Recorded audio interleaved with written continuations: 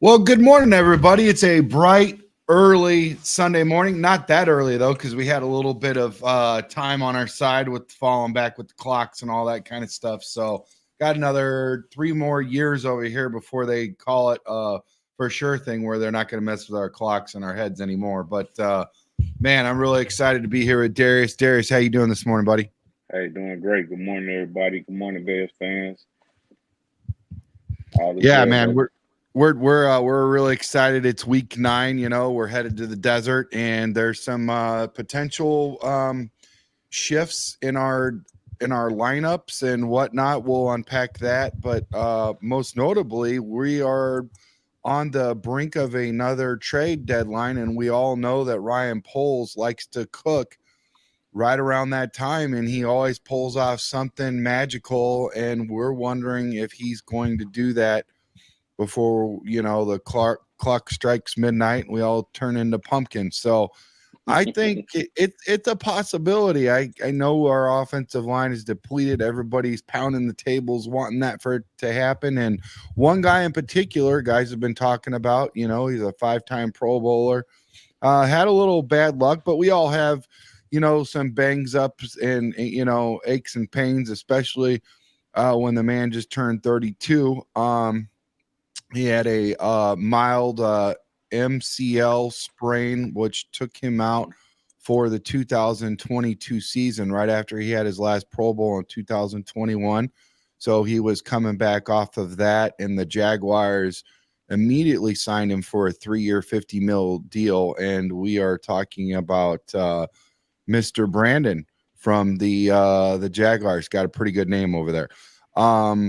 Kind of interested in this guy, and I really like, you know, the possibility of us picking him up. I don't think that, you know, obviously he's already locked in through March, so it'll be a partial, you know, where we would owe some of that money, but they're talking about a possible 3rd, 4th, 5th round pick. I think he'll probably garner around you know, as far as the starter goes, a 4th round pick. But I mean, depleted the way we are, it might be the perfect match for him and for us to get somebody in here. And in terms of us also looking at shipping Nate the ain't so great out, and bringing Brandon in. What do you feel about all this? Tell us your thoughts, Darius. Listen, when a guy like Brandon Sheriff is out there available, it is an intriguing thought. I'm all about improving this football team any way we can. Yeah. But I just don't want to, even though it seems like desperate times, I don't want us to act as if that's the case. I mean, I like the notion of bringing them in, but, you know, I'm a fan of draft capital, man, you know, and building for the future. So I don't want to give up. I don't want to be, you know, I don't want to give away too much of our future to get a guy, you know, kind of up there in age and, you know, has a little injury history. Yeah. No, I get that, and that makes sense, and you're right about that. I don't think I would see Poles reaching too far, especially it seems like his value as far as offensive lineman and trading and all of that, and, you know, what he's going to do. I don't think he's going to reach. And like I said, he's garnering a 3rd or 4th. So I do know one thing's for certain. I do know that we have a ton of draft capital. And if, you know, I got to choose my words lightly because everybody loves the new toy in the building. Everybody loves Caleb and what he can do, but how much do they actually care about this man's health? How much do they care about his growth and development? How much do they care about the fact that you could potentially bring in a guy that could help out with our team and get the other guys on track? I mean, we don't really have a whole lot of like veteran leadership in terms of on the side of that ball. We've got a lot of young guys that could use that. And in terms of a guy that has played through, aches and pains and stuff, and instead of being out on an injury and playing through hurts and things like that, I think if he gets, cleared through medical and whatnot, I mean, Tevin did. He came in with a broken back, and we waited on him for a year. Yeah. So, in terms of that, I think I have to trust Poles in this situation. And if we see him on our team, we have to realize that he's been vetted and trust that it's a good situation for us to be in, and it could help us out. I'm not saying that it could happen. I haven't heard any first reports, from anybody saying that, hey, be on the lookout. This could happen. I think this is just could this happen? Would this happen? And this is all on the eve of us, missing out on that. And I know you weren't a big fan of him, but for me, I think it would have helped out with, the kid over there from Jackson. Also, the left tackle. Yeah, the left tackle, Robinson, I believe is his name. So I just these guys, 2 guys in a row now, starters. Obviously these teams that have a one and done win or 2 wins or whatever, they're trying to look into, hey, let's try to build ourselves up for next year and get what we can out of these guys. And this is just a rental, by the way, so we would have to definitely put together a package. I don't think he would get or garner the type of contract that he has right now, even though it's not really that bad. I was talking to Pinky yesterday, about that, 16.5 mil. That's not terrible. So, especially for a starter, but yeah, we'll see what happens. Is there anybody else out there that you're interested in? Anybody else out there, even, as far as an edge rusher goes? Because people are, thinking that might be a possibility also. Man, you hear a whole lot of things, and for me, listen, I'm willing to stand pat unless we have an opportunity to get a guy like a Myles Garrett, one of the Bosa guys, somebody that's going to make an immediate impact for us right away. You know what I mean? And I do think Sheriff would make an impact for us right away. But, my main fear is what Jacksonville is trying to ask for him. We can look around and see how much we feel like he's worth, but, what they'll be asking for him, because he is a quality lineman. Like, let's not get it confused. He does have an injury history or whatnot, but in the lineup, healthy, he's a guy you want there, especially for, in a situation like we're in. Yeah, with Caleb and all that. I mean, you gotta protect that man, even if it's just and here's the other thing that's on our side too, that you want to take into consideration, Darius, and I don't want to overlook this, and I know you see it, but it's something that has to be highlighted and really thought about. He is not going to be there past March of 2025. Yeah. So this is a rental. This is a get through the season type deal. So they can't expect a whole lot in return. Yeah. I mean, and you've seen that even with receivers. I mean, you're not getting, Keenan Allen, he's a rental, and we didn't give up a whole lot for him. What was that, a 4th? So I think in terms of that, when you look at Keenan for a 4th, I would even get creative and, do it.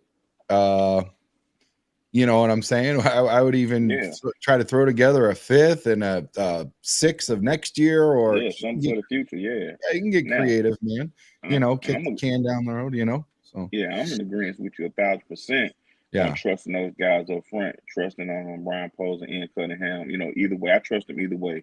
I trust them if they're going to make a move, and I trust them if they stand pat.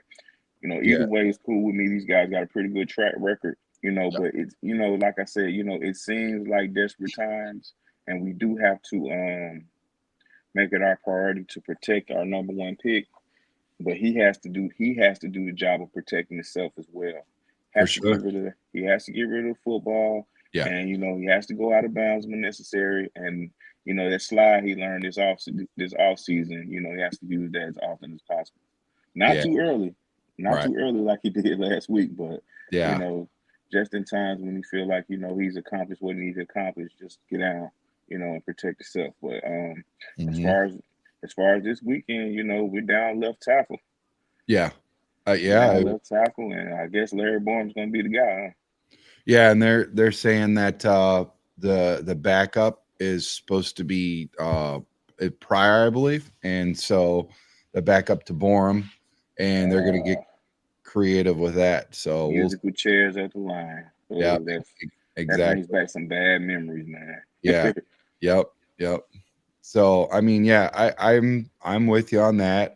We might have to look into, and I hate saying this, but we might have to look into a safety also, because we don't know with the health and whether or not we should just, hey, listen, this guy's got to get healthy, Brisker, even Yeah. if and he's got to look forward to for his own future, but Yeah. also for the Bears, they have to protect themselves and Yeah. galvanize and do what they can, and maybe just have him sit out a year. Worst case scenario, I'm not saying that's what's going to happen. I'm just saying in terms of, if this man's, going to get better and more tests and take your time and whatever that looks like. But that's definitely a need over there, because he was one that we were counting.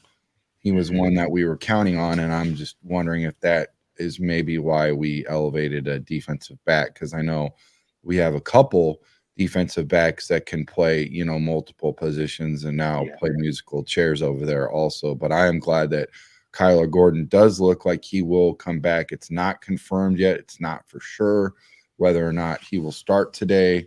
I haven't seen anything. I am going to look and see what Brad put out there. But yeah, man, I think today is going to be a very interesting game. I think, in earlier this season, when you and I and the rest of the fellas, we all put together our collective thoughts and ideas and started to really like, okay, what's the projection going to look like? How many wins? What could we potentially do? And it was really hard to do because we had so many new moving parts and, coaches and things like that. You really can't make heads or tails. It's just kind of like a fun little thing. And at this point, I didn't really look at Arizona as a must win, but now after what happened last week, I consider it a must win for sure. How about you? For sure. This is one we have to have.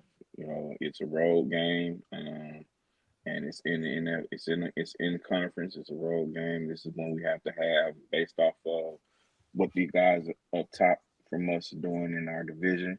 We have to keep pace. We lost a step last week, but we cannot allow this. We cannot allow that to create an environment where we lose another step this week. Yeah. Having and to go back what you said, having Kyler Gordon back is great. Hopefully he's healthy enough to make it through the whole game because he's in a pivotal. He plays a pivotal. Plays in a pivotal position in his defense in that nickel, especially against a team like the Cardinals. Yeah, and I want to bring something up too about that. I do like our depth.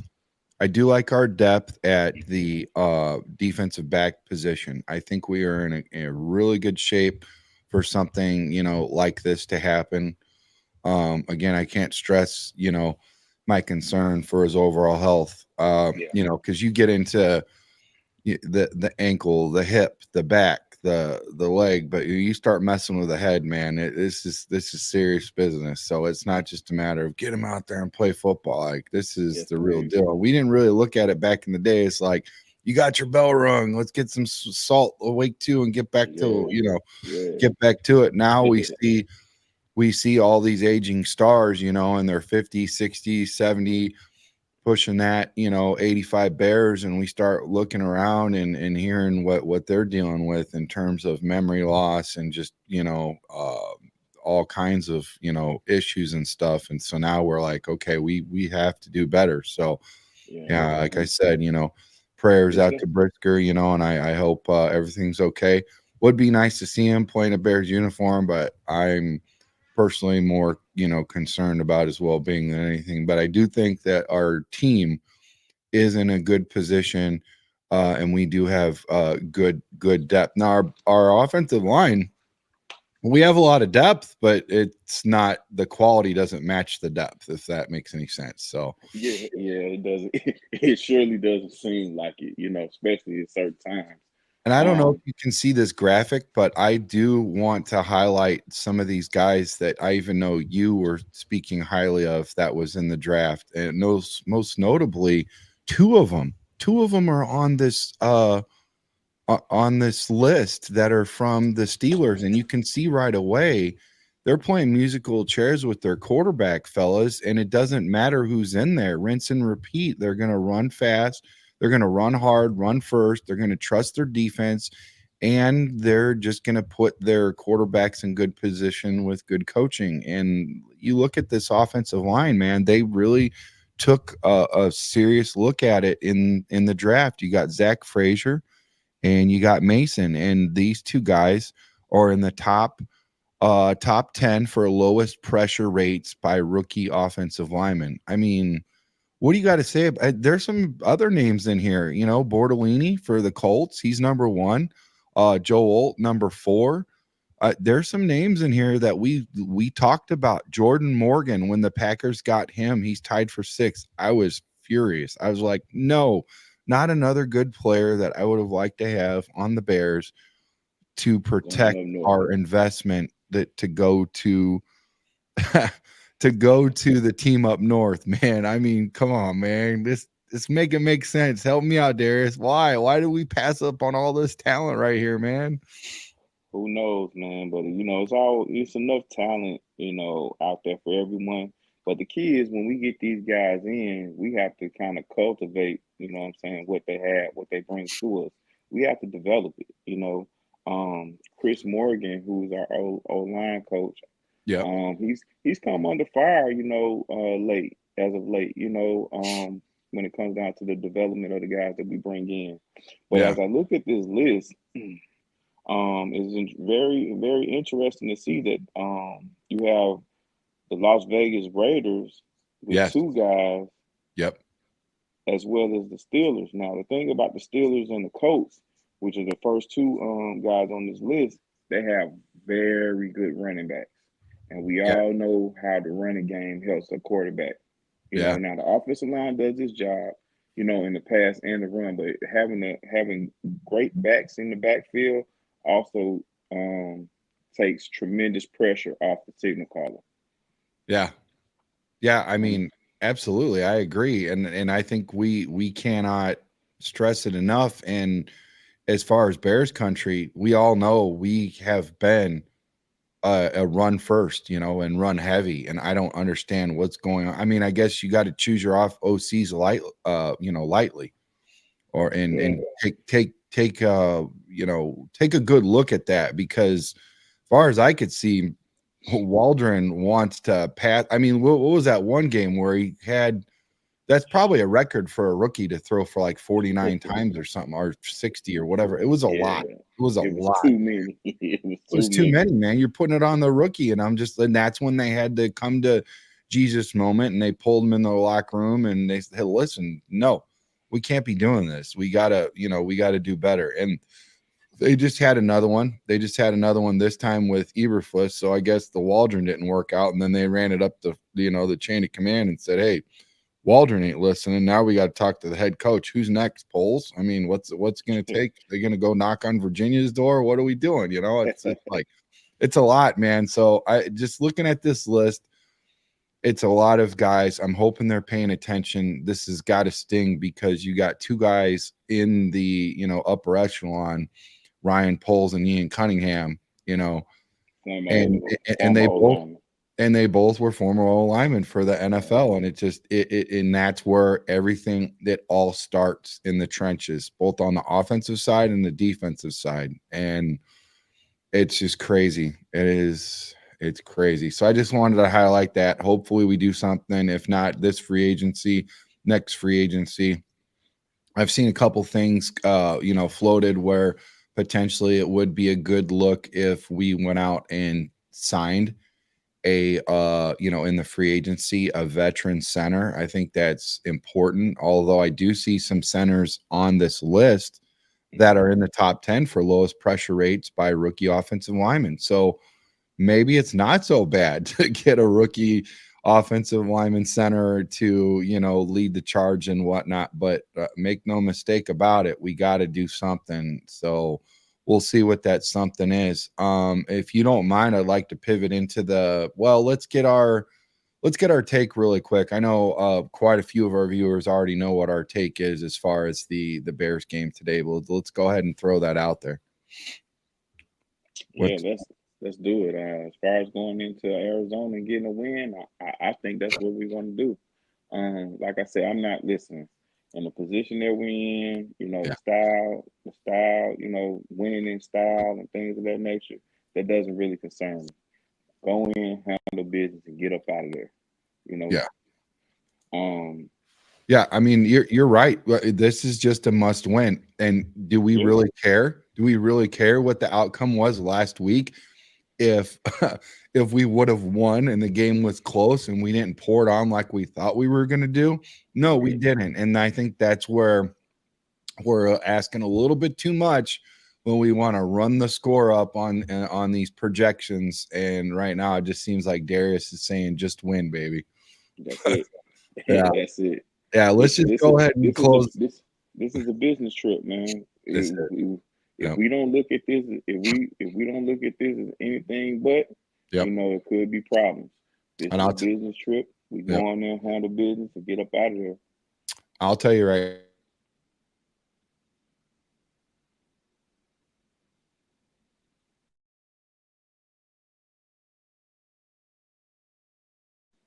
Oh, seemed like we may have lost Brandon. Shout out to the chat. Logan Jones, sent from Iowa. Built like a spark plug. Kamira Daddy, you're absolutely right. It's a lot of guys we could have got this offseason, but looking at what we could have done compared to what we did do and compared to the situation the Bears were in. Can you hear me, buddy? Yeah. I hear you now. You lost me for a minute, man. Yeah, I was explaining how much of an empty cupboard, we had when it came to talent on this team, the last couple of off seasons.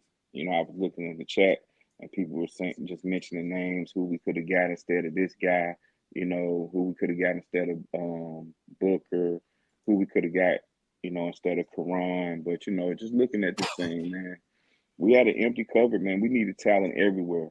Now it's unfortunate that, we didn't prioritize the O-line like we should.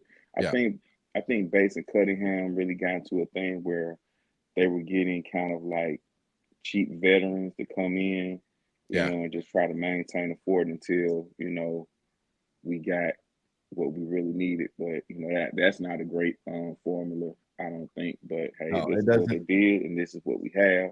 Yeah. And we on Arizona. Yeah, and you know what? Here's the deal. It looks good on paper, but I'm pretty sure they realize that it doesn't look good on the field. You can look on paper all the time, but you need to forget.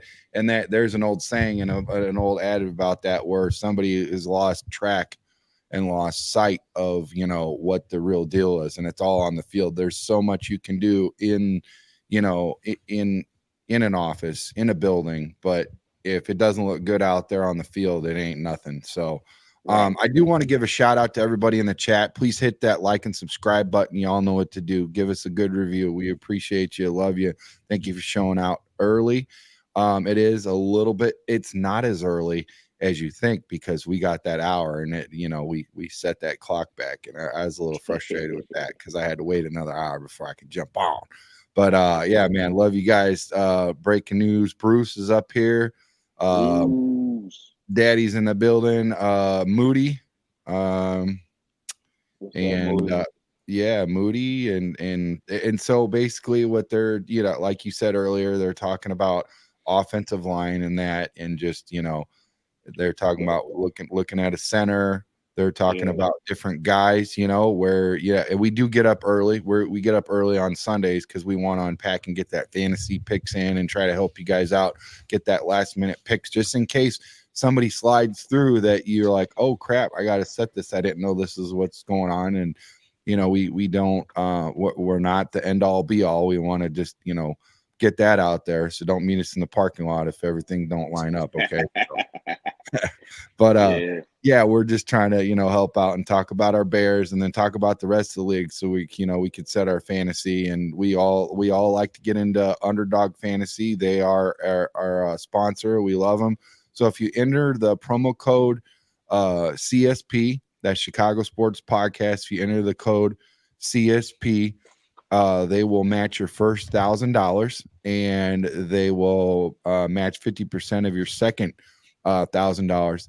They're really great. In terms of like force multiplying. If you get 1, 2, 3 picks right, it adds to your money. So up to 5, you're really cooking. And you get 8, oh my God, look out. I mean, you can put in a minimum of like $10 and really make some money. A lot of times I'll just make my money back and I'm like, cool, I had a little bit of fun, you know. And Darius and I, we talk about it all the time, and several other guys and you know, followers that are on our show. We're always in that Underdog Fantasy because they are the largest Underdog Fantasy app in the world, and they're pretty freaking awesome people, man. I love these guys, so check them out. Bridges Scoreboard, your Northwest Indiana sports headquarters with a Hall of Fame menu and the coldest beer in Chicagoland.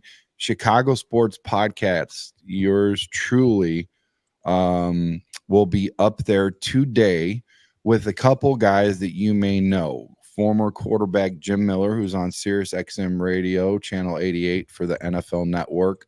Also, James Big Cat Williams will be up there. So come on out to Bridges Scoreboard, 121 North Griffith Boulevard. They've got autographs, pictures, giveaways, 55-inch television, anything that's not nailed down to the ground, they are going to give it away. It's crazy, man. It's a good time, good food, good drinks. And Jim Miller is going to be doing like an in-game analysis where he gets all fired up and tells everybody the X's and O's and the 1s and 2s of football. It's super cool, and I'm sure Big Cat will be, you know, tapping in on that, and I'll be, you know, giving up the Brad Biggs updates and things like that. It's a really cool time where we hang out with all the customers and fans of Chicago Bears and just have a good time. It'll be a lot better if they win too, by the way. But yeah, they got some tasty wings up there. It's fun. So, you know, like I said, autographs, pictures, it's a must see, must hang out spot, and they're my favorite sponsor. So yeah, but we'll get into some more sponsors in a little bit, but let's get into Daddy says just discovered your channel, appreciate the conversations, good stuff. We appreciate you, Kimura. I'm not going to call you daddy anymore because that's just weird for me, man. I feel weird about that, but I love your handle. I love handles that, you know, take a little bit of work. So Moody, I like Moody's. Moody says protecting Caleb is the #1 priority. Ryan Pohl's biggest issue is trading for and drafting these injured backup type projects. 3 picks in the top 70, take all blue chip men, all SEC easy. So obviously he's a SEC fan. But I will say this. You have to look at in terms of offensive linemen that are veterans that are on their second, third, fourth contract. Okay. Mm-hmm. We get banged up. Football is a rough sport. Everybody gets banged up, especially in the trenches. So you are going to get that. That is Miles. You're not just going to see a guy like, oh, he has no injuries, no knees, no nothing. He's 100% healthy, never had a hurt in the world. He plays football. He's bubble wrapped, and he's got the best, you know, physical whatever that, you know, helps, you know, insulate him from injuries. I've never heard of that guy, even the best offensive lineman in the history of ever, you know. They get injured. So that's what we're looking at here. When you get a free agent, when you get a guy and you trade him that's older. Even some of these rookies, man, I mean, they've been through it, you know, the Pee-wee, you know, junior varsity, you know, all that stuff, varsity, high school, college, all the way up. I mean, you know, there's some, I know a kid just played his last high school game, senior for Griffith High School, blew his freaking knee out, man. That's in high school. So, I mean, you know, defensive lineman. So, you know, it happens, guys. Yeah, but listen, man. I mean, we can dwell on the fact that Posey do this, Posey do that. Yeah. But I think the more important thing is that we focus on the guys that we got in here, the Yeah. healthy bodies that we have in here. Now, Yeah. the thing that's going to help this O-line out, because we want these guys to be Superman. We want these guys to come in from the draft or wherever we get them from to be prepared to play any way that we play, right? But I think the key is for us, since we got these guys, for the guys that we have, you know, in the locker room and the ones we put out on the field, I think the key is, you know, to play with the strength of the guys you have. Yeah. Understand what your identity is. Go out there and execute your identity, and don't allow the next team, even though they're paid to disrupt, you know what I'm saying, what we do best. But our job is to stick to our guns and, you know, not allow teams to dictate how we play. Well, Darius, I'm Now, glad that you brought that up, because here's the situation. It looks like our guys in maybe Swift and Rashawn and company make it look easier, but it looks like our guys, and I also think it's part of the fact that it's well known that the Bears are pass first this year. So it sets up, like, the pass is setting up the run, and we got it twisted backwards. We need to focus on the run. We need to pound the ball 30, 40, 45 times a game and take that pressure off of Caleb and set up the pass. And I think that is where we need to cook. And these guys look better running the football. I just said this on a podcast the other day. They look better running the football. They look like maulers. They look like they are better running the football. And why don't we do that? So you said you need to pay attention and focus to who we have in the building. Well, that's what we do. So let's do that, and let's do that well. But and see, my thing is this, man. Hey, listen, we found a formula for success. You know, after, you know, struggling the first couple of weeks of the season, trying to find the identity. Like the first couple of weeks of the season, we're trying to find where we are as a team and what we can get away with out here and what kind of players we have. But once you find a formula that, you know, that leads to winning and leads to success, you know, all around, that's what you stick to. Like they say, man, don't be cute with it. Dance with the girl you brought to the party, bro. Yep. You know, all this trying to get to the party and try to find a new girl, man, that's a that's a means to an end, bro. You know what I mean? Like, go in here, we understand who we are. Don't go in here changing who we are, at least for the first couple of plays. You know, let these teams that we face understand what we come here to do. Yeah. Because if they have that understanding of what we come in here to do, they're going to focus on stopping that. And that's going to open up everything else. I don't think anybody's circling us this year yet. I really don't. I know they take our defense seriously, and that's about it. You know, I don't think they're taking anything seriously at all. So we need to come in here and we need to, you know, wreck shop. We definitely need this win, man. But our next segment is brought to you by El Bandito Yankee Tequila. Friends, enjoy the Bears beating the Cardinals today with the undefeated flavor of El Bandito Yankee, the official tequila of game day. And Chris Chelios says El Bandito Yankee Tequila. So check them out, and also check out TC's World of Wonders and your headquarters for all your dream Chicago sports jerseys and memorabilia. Check out Tom's line of gear and collectibles at tcsworldofwonders.com. And make sure you let them know that Chicago Sports sent you. They will waive the sales tax, and they will also waive shipping. I mean, it's great. It's a great setup. It's a great hookup. So check them out, tcsworldofwonders.com. So let's get into the fantasy football previews, man. I want to go with the buys first. Pittsburgh and San Francisco. Wow. So yeah, Pittsburgh definitely needs a break. They're banged up there. San Francisco, my God, they need a few breaks, man. They need a couple buys, they need several buys, man. That is like out of all the teams, man. I feel for that team. I feel for that team, and for them to actually pull out some wins is just a miracle. So, but we got the Texans at the Jets today, or not today. Sorry, we got them. Yeah, Thursday. What's that? That was Thursday. Yeah, Thursday, and that was at 7:15. They were well. Let's just go ahead and unpack who they said they were supposed to take. They're saying that the Texans are down Tank Dell and the trio of Xavier Hutchinson, John Mitchie, and Robert Woods rotating behind him. The Jets. Actually, go ahead. Man. Actually, Tank Dell played, but they're down Diggs and their number one receiver. They're down both of those guys.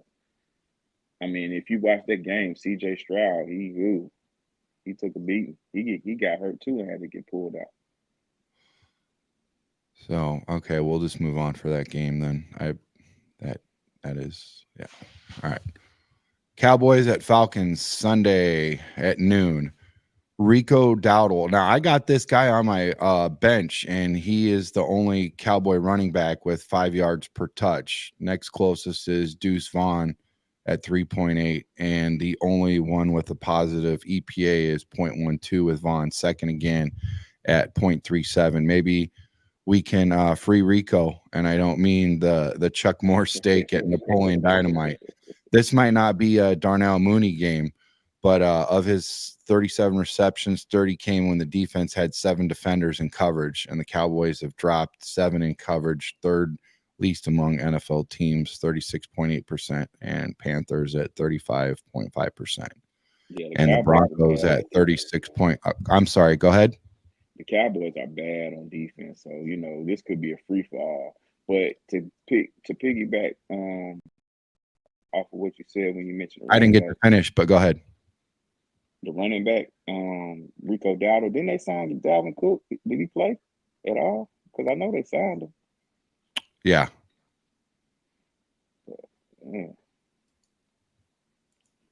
Oh, we got some more thoughts in the chat. Trading a fourth for Bates with a hurt shoulder is kind of iffy. Yeah, so where does our own line rank? I think they're the back end of it might be like in the 20s or something. I'm not quite sure about that.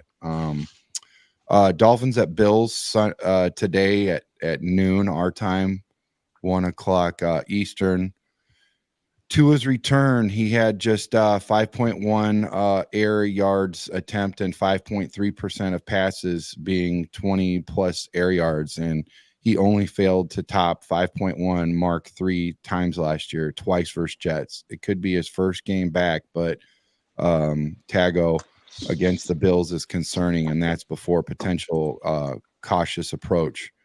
I'm interested in Keon Coleman keeping his run going, so check the sleeper. Yeah, what do you feel about this, man? As far as Tua, you think that he could be somebody's starter against Buffalo, Orchard Park? It depends on the temperature. Tua has a problem playing in cold weather, man. Now Buffalo defense has not been, as good as it has been the last couple of years, but Tua has an issue playing in the cold, man. So it all depends on who you have on your team, man. If you have if you have a good backup, with a more favorable matchup, I'll take him over Tua this week. Yeah, you'll take who over Tua? It just depends on if you have who they have as your second QB, But if I have to pull Tua out, then I have to use him. But if I have a quality backup, I think I'll lean towards him. Gotcha. Because Tua in Buffalo has not been good. Okay, that's worth noting for sure. So you guys make sure you make a note of that and try to set your rosters accordingly. Raiders at Bengals at noon. Jacoby Myers TMTGT percentage since week 3 is 23.1, 47.1, 25, and 25.9. So, I mean, they basically are saying, take a look at Jacoby. Now, Joe Burrow has been a completely different quarterback with and without T. Higgins on the field. So with T. Higgins on the field, he's getting 12.1 yards and 8.1, and compared to 8.9 and 2.6. So, yeah, we definitely need T. Higgins on the field, and he's not. So they're saying, Joe Burrow could be a totally different quarterback without T on the field. How do you feel about that? I agree, but they still have Jamar Chase and another person, to look at is running back Chase Brown. Yeah. If you don't have him on your team, try your best to grab him, because without without T. Higgins, they've kind of leaned on the shoulders of Chase Brown in the running game, surprisingly, because that's something early in the year the Bengals weren't trying to do. And for my parlayers out there, I would really look into Joe Burrow's pass attempt against this Raiders defense. Okay, yeah, that's definitely something to look at for sure. Chargers at Browns noon. The Browns run the second most cover one, and Ladd McConkey is third in YPRR against cover one, 4.35. The Chargers take the longest plays at 29.7 seconds a snap, which helps allow the fourth fewest plays per game at 57.7. And Chris Olave was only the second wideout to top 78 yards against them. Calvin Austin in week 3 was the other. So, yeah, I'm thinking that Ladd McConkey would be somebody that's worth taking a look at under this cover one situation. Yep. I would definitely take a look at that for sure. Ladd McConkey, Justin Herbert, look into that, because Cleveland Browns they have probably about 4 guys that may be out this week, on defense. Yeah. But another thing, tight end, the tight end for the Chargers. He's really been coming on. The guy from the former tight end from Seattle. What's his name? His name escapes me, but he's really been coming on the last couple of weeks. And Justin Herbert has done a great job leaning on him, as far as in between the hashes. Will Disley. Now I'll tell you what, I've been really looking at Herbert, and he's been tossed around like a rag doll in all the fantasy that we've had. I'm in several fantasy football leagues, and that guy just hits the free agency early and often. Nobody wants to keep him. So hopefully he can pull it together. I mean, I do know that in terms of, Harbaugh, he loves to run it first. So, Yeah, that change of philosophy really, it really hurts him, because this is not the same Justin Herbert that we've seen for the last couple of years. Because by this time of the year, he'll have at least 3,000 yards. That's good for him, though. I mean, that's going to keep his longevity, and it's going to, increase his shelf life. And I think that's the way that I would like to see our quarterback be handled. I would like to see run heavy. I definitely would not be sad at all if we would have. And I know our records are similar. I think they're 4-4, because they haven't had that bye yet. But I mean, our records are very similar. But again, I like it. And the fact that he went out and got Joe Alt, that won me over. I obviously, I'm a big fan about that. But anyways, that's not really here nor there. Daddy or Kimura, he says, should I start Odunze or Xavier Leggett for my last receiver spot? Man, that's tough. I do know that, in terms of the Chiefs, I really do see, D-Hop coming in and taking pressure off Leggett. And Odunze, we do use him, but we don't use him as often as I'd like. And there are a lot of targets. There's a lot of weapons at Caleb's disposal. So that, I am going to pass that over. I'm gonna pass that one over to Darius. There you go, Darius. Enjoy yourself. Well, they have Leggett this week. It's questionable, but listen, Carolina is such a depleted group at the wide receiver position. If he plays, he has to be the number one guy. Because all I've seen, since then is the guys throwing to the tight end. But as far as this week, that is a tough one. But I would lean toward the healthy guy. Because I think the Bears are going to do, a good job getting him the football in a lot of ways. Now, will he score a touchdown? I don't know, but I think he'll be more productive than Leggett this week. Yeah. I'd take a Dunze. Okay, there you go. He definitely, there was some thought there. There was a lot of back and forth, so it's a toss up. I do know that either way, you can't go wrong. I do know that should be a flex. I don't think that should be a 1 or 2. But and Carolina just such a depleted group, man. So this guy's in the chat. This guy's in the chat right now that's supposed to be on with us, and he's saying, "Why so early?" And I've been talking to him all week about how we're starting early. Plus, we have that extra hour of sleep. And even though he knows I'm live, he still wants to talk to me in the chat. This is ridiculous, Brandon. So let's move on to the Patriots at Titans. That's at noon, 1 o'clock Eastern. Man, talk about a battle royale of a toilet bowl, man. I mean, who wants to see this right now? I mean, dude, the Patriots have fell from grace. I'm looking forward to actually playing them next week. I would actually rather have played them this week than the Cardinals, bro, just to be honest with you. And I can't even believe I'm saying that because forever they terrorized everybody, especially Peyton Manning. I think if you say the word Belichick or Brady or Patriots, he just starts twitching, because he lost a lot of sleep to these guys, but he wouldn't be losing a lot of sleep right now. He'd be sleeping in a little bit later if he was playing today's Patriots, brother. Yeah, not at all. This is not the Patriots of old. Those names you mentioned, they're nowhere near their building this time of the year. Yeah. But it's an ugly game if you look at it, on paper. But this could be one of the better games this week. Definitely a defensive matchup. But hey, look, they have Ramondre Stevenson, and the Titans have been pretty good, as far as the defense this season. They were top 5 at one point. Calvin Ridley had an excellent week last week against Detroit, even though, they got trounced, but he had over 100 yards in the first quarter. Wow.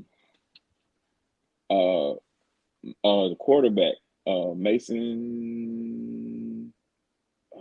Rudolph. Mason Rudolph. Hey, listen, he's been much better than Will Levis. Now, I wouldn't take him on fantasy, ladies and gentlemen. I'll tell you that. I wouldn't take him this week, but he's been very good for the Titans. As compared to Will Levis. Yeah, the Patriots have had a different wideout trio atop the route participation each week. Yeah. And although Keyshawn Boat has risen to the top 3 games in a row, no wideout averages more than 22 yards per game with Jacoby Brissett at quarterback and with also tight end Hunter Henry leading the way at 35.7. There's definitely something to look at in terms of a tight end. I would definitely take a look at Hunter Henry, although there are a lot of options out there this year, ladies and gentlemen, for tight end. I mean, the tight ends are doing really well this year, and they're getting a lot of points. Even in terms of rookies, I got Bowers, and he's just leading the way. He's my top scorer, man. A lot of times he's on top of the running backs and receivers. Since the Titans bye, only CeeDee Lamb, A.J. Brown, and Justin Jefferson have a higher rating than Calvin Ridley's 31.1% mark. He's got 38.8, 35.1, 34.7, respectively for the others. And Ridley's 39.5% week 8 mark was the 12th highest mark this year. So that's something to take a look at, man. Take a look at that guy. He looks like he's been cooking really well lately. Yeah, Hunter Henry is definitely an option, and I think from the parlay standpoint, I think they may have him like 3.5 catches. Listen, jump on it, jump on that. because he's going to get, with Brissett at the quarterback, he's going to get touches. He's going to get looks because they don't have a whole lot of weapons out there in New England. Yeah, no, they don't. And some other people that don't have a lot of weapons, the Giants, man, and they're playing the Commanders at 1:00 Eastern. Yeah. The Commanders lead the league in pressure percentage, rushing only 4 at 47.1%. Vikings second at 43.7%. The Giants allow the fourth highest press percentage with only 4 rushers at 37%, and that number is 45% without Andrew Thomas. So in 2 games since Devin Singletary returned, Tyrone Tracy Jr. has a 70.5 running back touch percentage at 6 yards per touch compared to 22.7 and 4% respectively for Singletary. If Tracy is out, Singletary would be a low end running back, second running back, not a first running back. But man, Tyrone Tracy, as far as Singletary, start Tyrone every time, man. The guy's a beast. Yeah, let me tell you something, man. Washington has had a history. Washington had on their resume this year. Washington has made every running back look great. So I don't think, as far as Singletary or Tracy, you can't go wrong against these guys. Now another player that had some success against the Commanders in the first meeting was Malik Neighbors.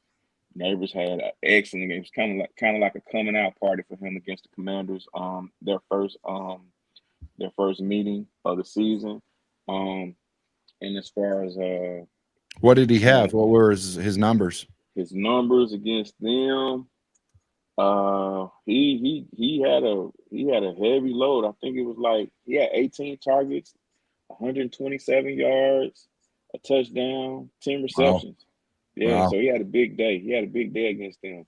Sounds like if they don't game plan for him, they could be in trouble, man. That's definitely somebody that you're gonna have to, get dual coverage on for sure. Yes, indeed. And for on the Commander side, listen, you know what you're gonna get from the quarterback: completions. For my parlayers out there, listen, Jaden Daniels on the complete for completions. I think they got him at maybe 20 or 21. Take that all day, and also the field goal kicker. The last meeting against the Giants, that kicker kicked 7 field goals and made them all. Wow. So field goal kickers have been making us a lot of money, man. And that's something that Sean's been preaching about. I tell everybody, kickers get you paid. I tell everybody that kickers get you paid. It all depends on the matchup, man. Keep talking. We all have to understand that, but kickers definitely get you paid. Yeah. Next game, we got the Saints at Panthers at noon. The Panthers run the most cover 3 at 50%, almost 51%, and Chris Olave is great against that with or without Derek Carr with 2.68 YPPR, 15th best, man. He's doing pretty good. Not surprisingly, the Panthers at 34% and Jaguars at 30% allow the highest and second highest percentage, respectively, of drives ending in touchdowns. The Panthers are averaging 5 yards per play and 15, almost 16 percent touchdowns per drive and 11% explosive plays, with Andy Dalton compared to 4% and 3% and 6% with Bryce Young. I mean, that's a big difference in terms of, quarterback shift. So, I mean, that's another toilet bowl I don't even want to look at, but I mean, there's some money to be made there, Yes, indeed. Now, hopefully for Carolina, things turn out a lot differently than it did the first week of the season when the Saints threw up 47 points against them. Derek Carr had a heck of a day, 3 touchdowns. Alvin Kamara also had a decent day, for the guys that have him on the fantasy. Like I said earlier, Carolina is a depleted group on the wide receiver position, but what may help them out this week is that Marshawn Lattimore, the Saints' best corner, and Kool-Aid McKinstry are out this week. So there could be a possibility, it could be a chance for, some of the young receivers and that quarterback to catch a rhythm and do a lot better than they did week 1. For my parlayers out there, I have a special place in my heart for you guys.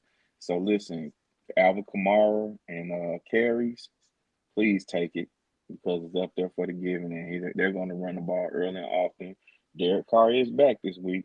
He's back this week, from what I understand, and Thank God. Chris Olave is going to get those 4 or 5 catches, so take him as well. I'm in a position, of luxury because I have Chris Olave on my team this week, and he's definitely going to play. So I would advise you guys who's the owners of Chris Olave to put him in and keep him there. Yeah, and just so everybody knows, in the future segments, we're going to go over all these players he's talking about. So we'll double dip on that.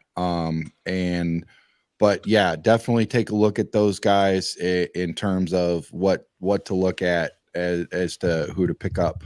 Broncos at Ravens, very interesting. Lots of D there, a lot of defense. Could be a low scoring game. That'd be a noon game, 1 o'clock Eastern.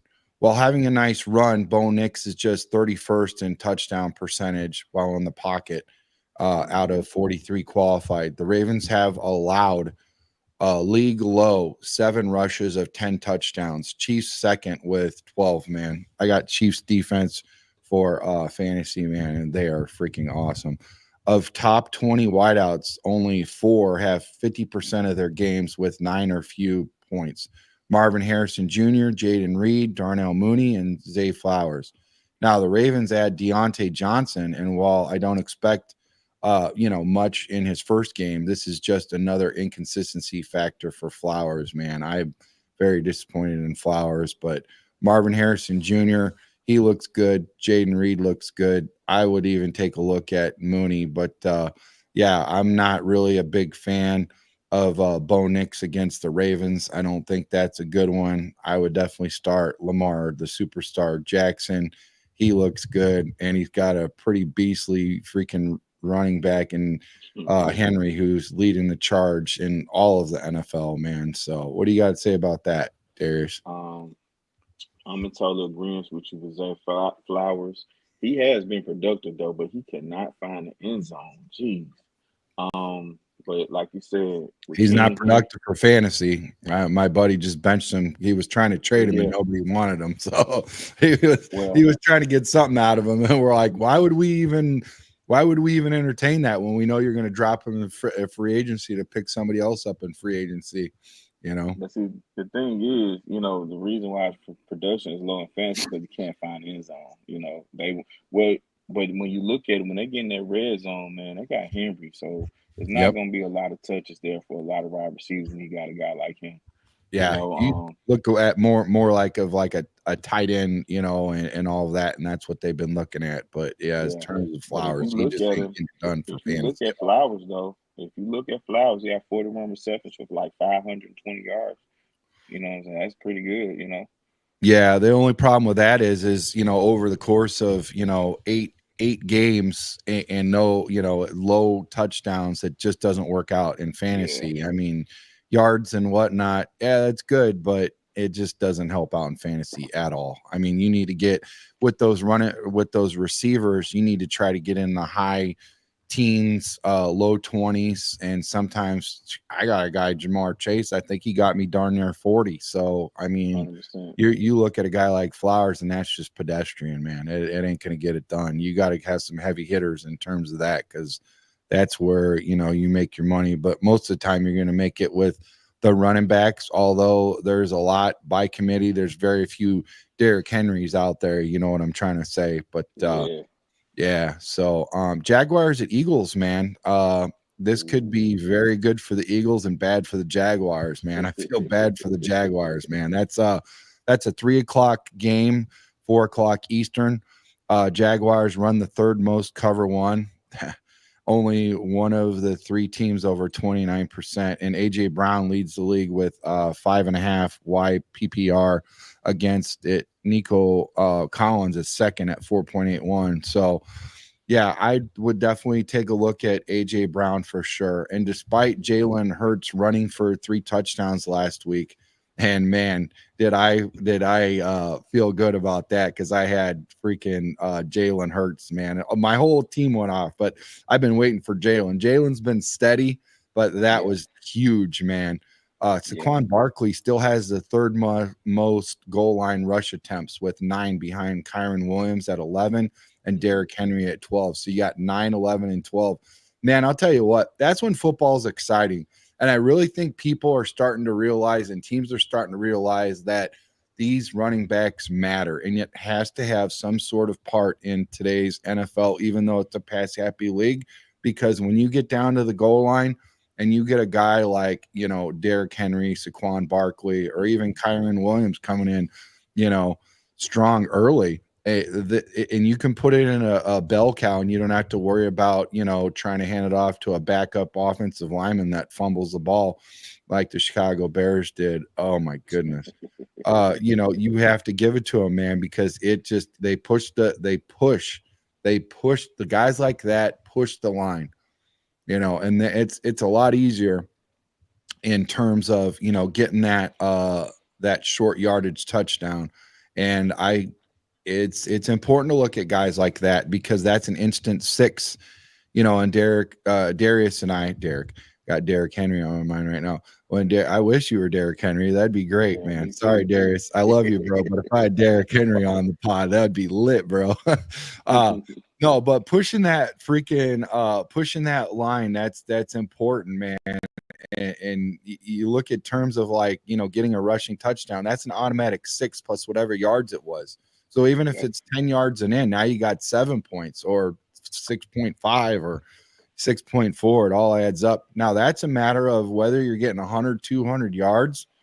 That's really not a lot because, each one is, each 10 yards is 1 point, Right. So it's crazy. You have to look at somebody that gets a lot of touchdowns. So with a 2 and 4 week timeline and rib issues, I'll put Brian Thomas in if he practices in full, and he'd be top 20, but not in the ranks until then.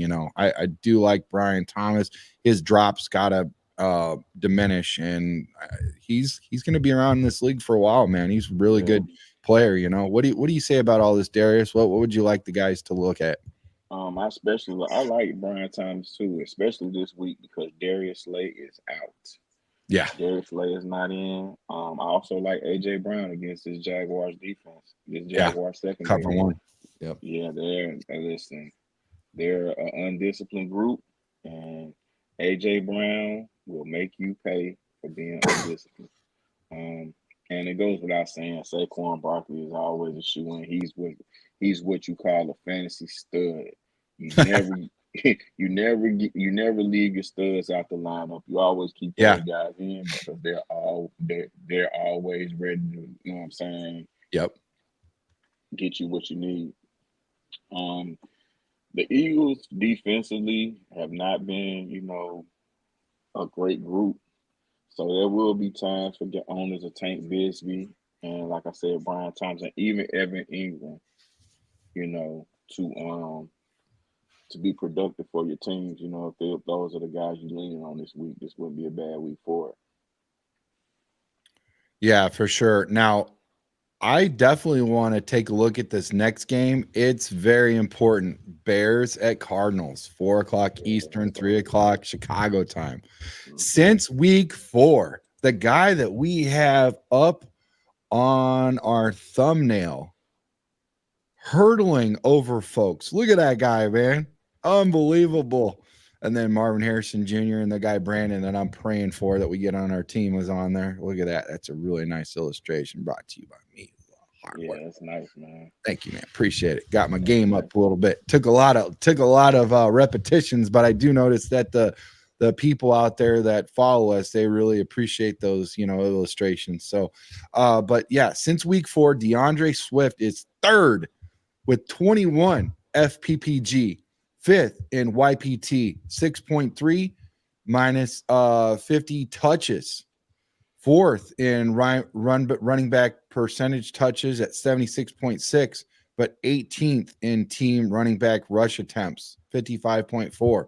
I don't know why he doesn't have more attempts when he's doing good in all the other, departments. I don't get it. It doesn't make sense, but whatever. I'm not the smart coach over there. And P2G, Roschon continues to get opportunities there, right on the line. Let's get him the ball. Let's make sure that we don't give it to a backup freaking offensive lineman. Week 8 was just the second time Marvin Harrison had seen a catchable target percentage of over 71.4% and 85.87. Man, I'll tell you what, start DeAndre Swift, start Marvin Harrison Jr. You can't go wrong with either of those. And if you need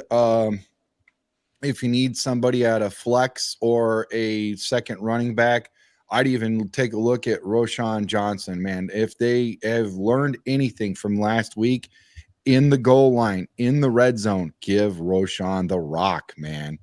But I would start DeAndre, man. Like I said, he's got the third FPPG with 21 in the league, man. In the league, I think they're going to give him. He's going to get a lot more touches. They've definitely got to come up.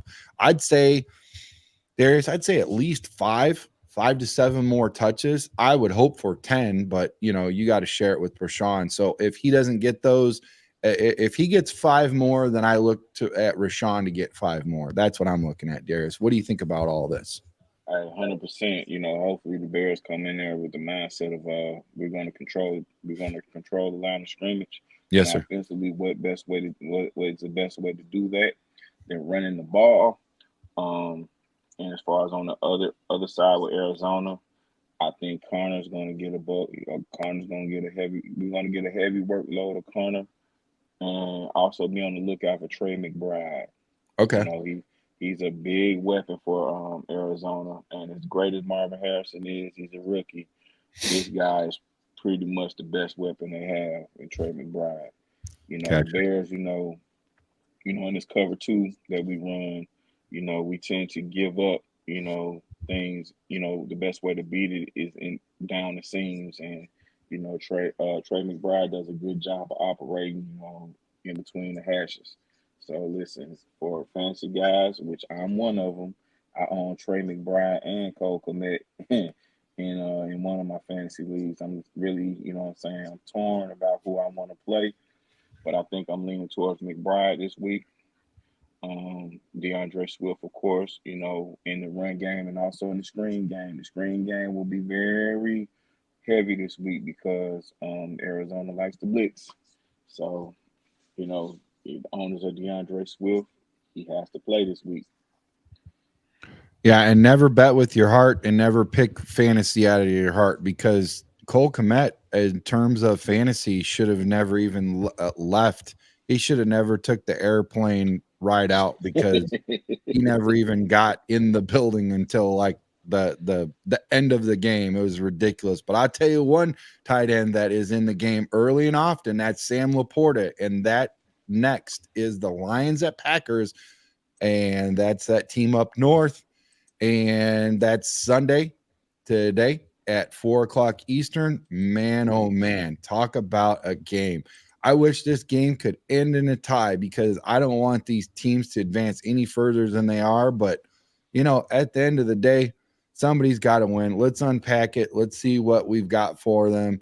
I mean, week 8 was only the third game which Sam Laporta saw more than almost 10% of targets. And, the 2 leaders in yard and completion outside the pocket, Jordan Love, 29 first, and Malik Willis, 19 second. In weeks 2 and 3 with Malik Willis, Jaden Reed had 8 of 33 targets. Dontavian Wicks is the second with 6.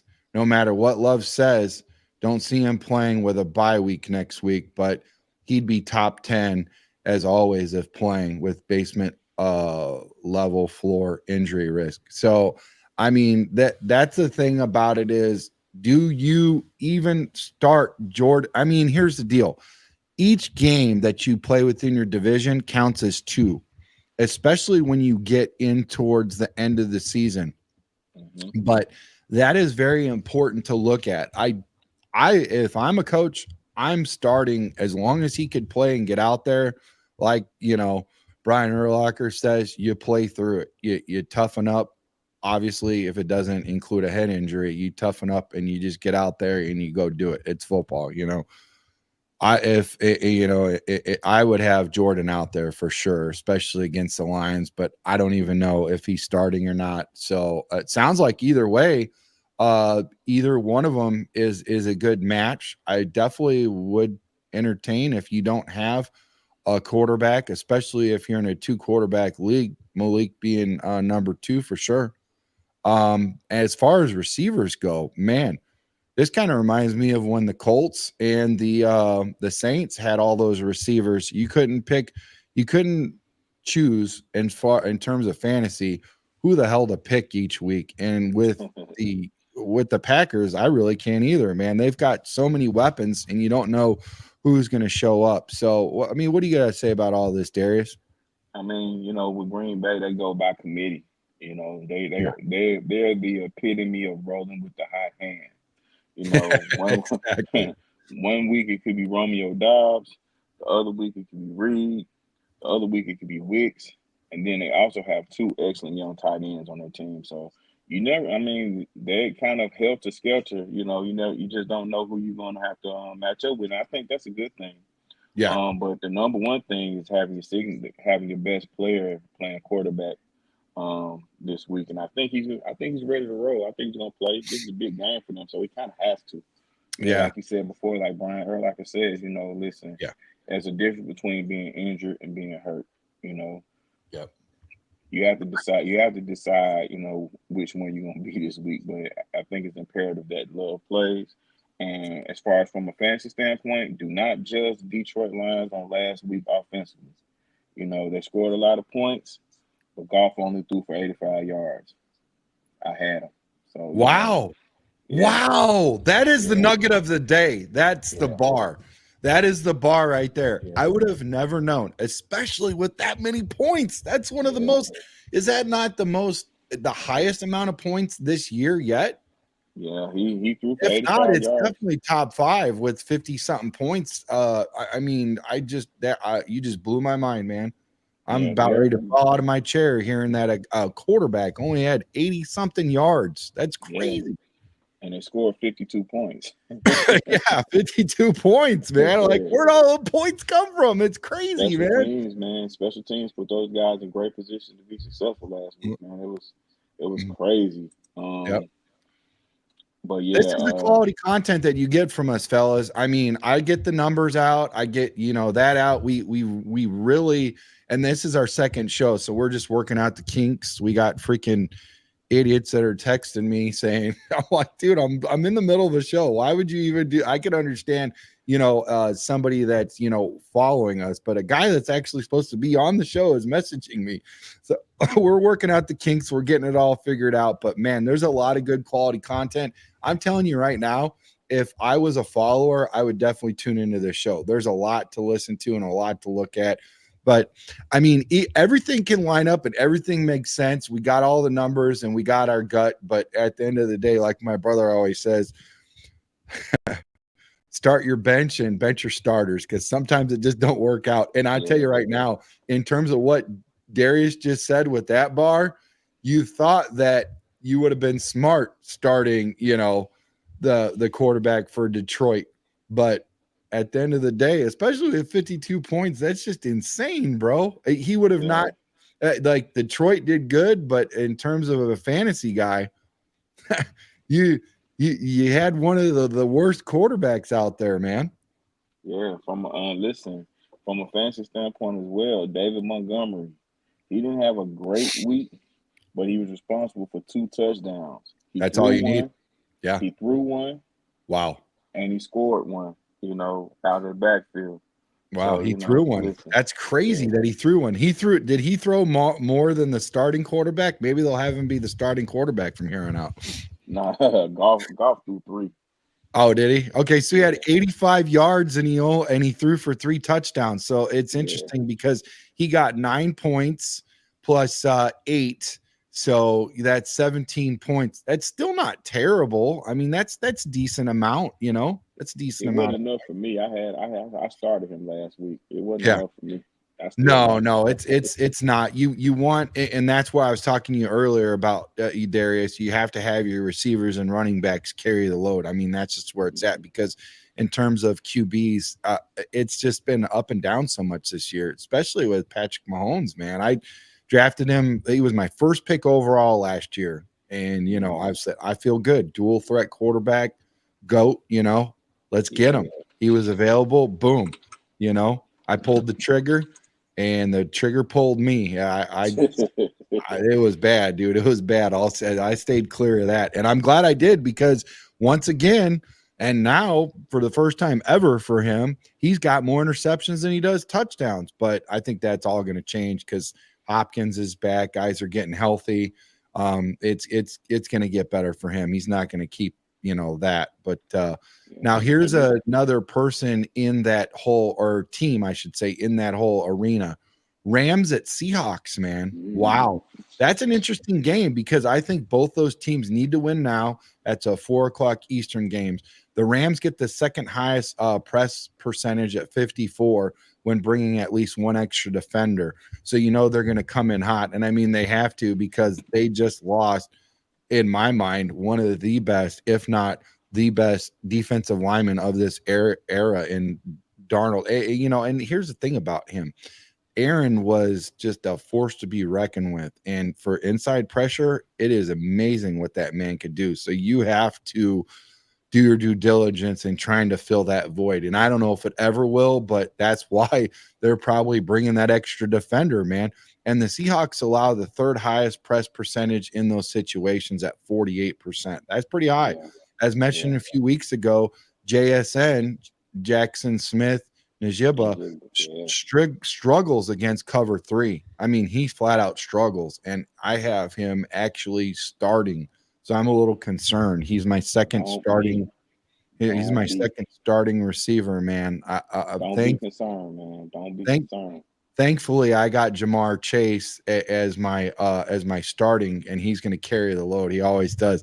He basically is like having two receivers on the field all the time, and he's going to, because T. Higgins is out, so he is going to get used and abused. But getting back to this game, JSN struggles against cover 3, and the Rams use it sixth highest with 43%, just behind the Falcons at 46%.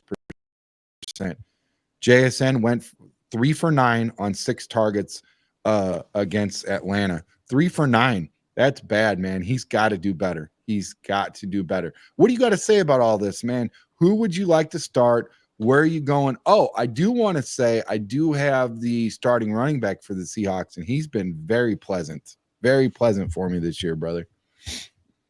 Yeah, you said you're concerned about JSN. Yes, sir. I wouldn't be this week, mainly because DK Metcalf is out. Okay. And Metcalf is out. He was out last week too, right? Well, he got injured last week. Yeah. Yeah, no, he got injured against the Falcons. Yeah. And yeah, he was out last week. Yep. That game got away from Seattle very quickly last week.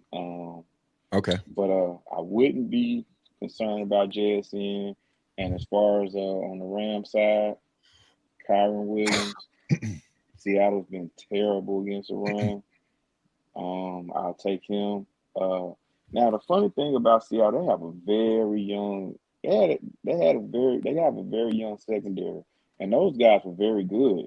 Yeah. At one point, I don't know what happened, but with Matthew Stafford and the way that McVay likes to run the offense and disguise plays. Yep. I think him and Cooper Kupp are going to get, it's going to be business as usual for those two guys.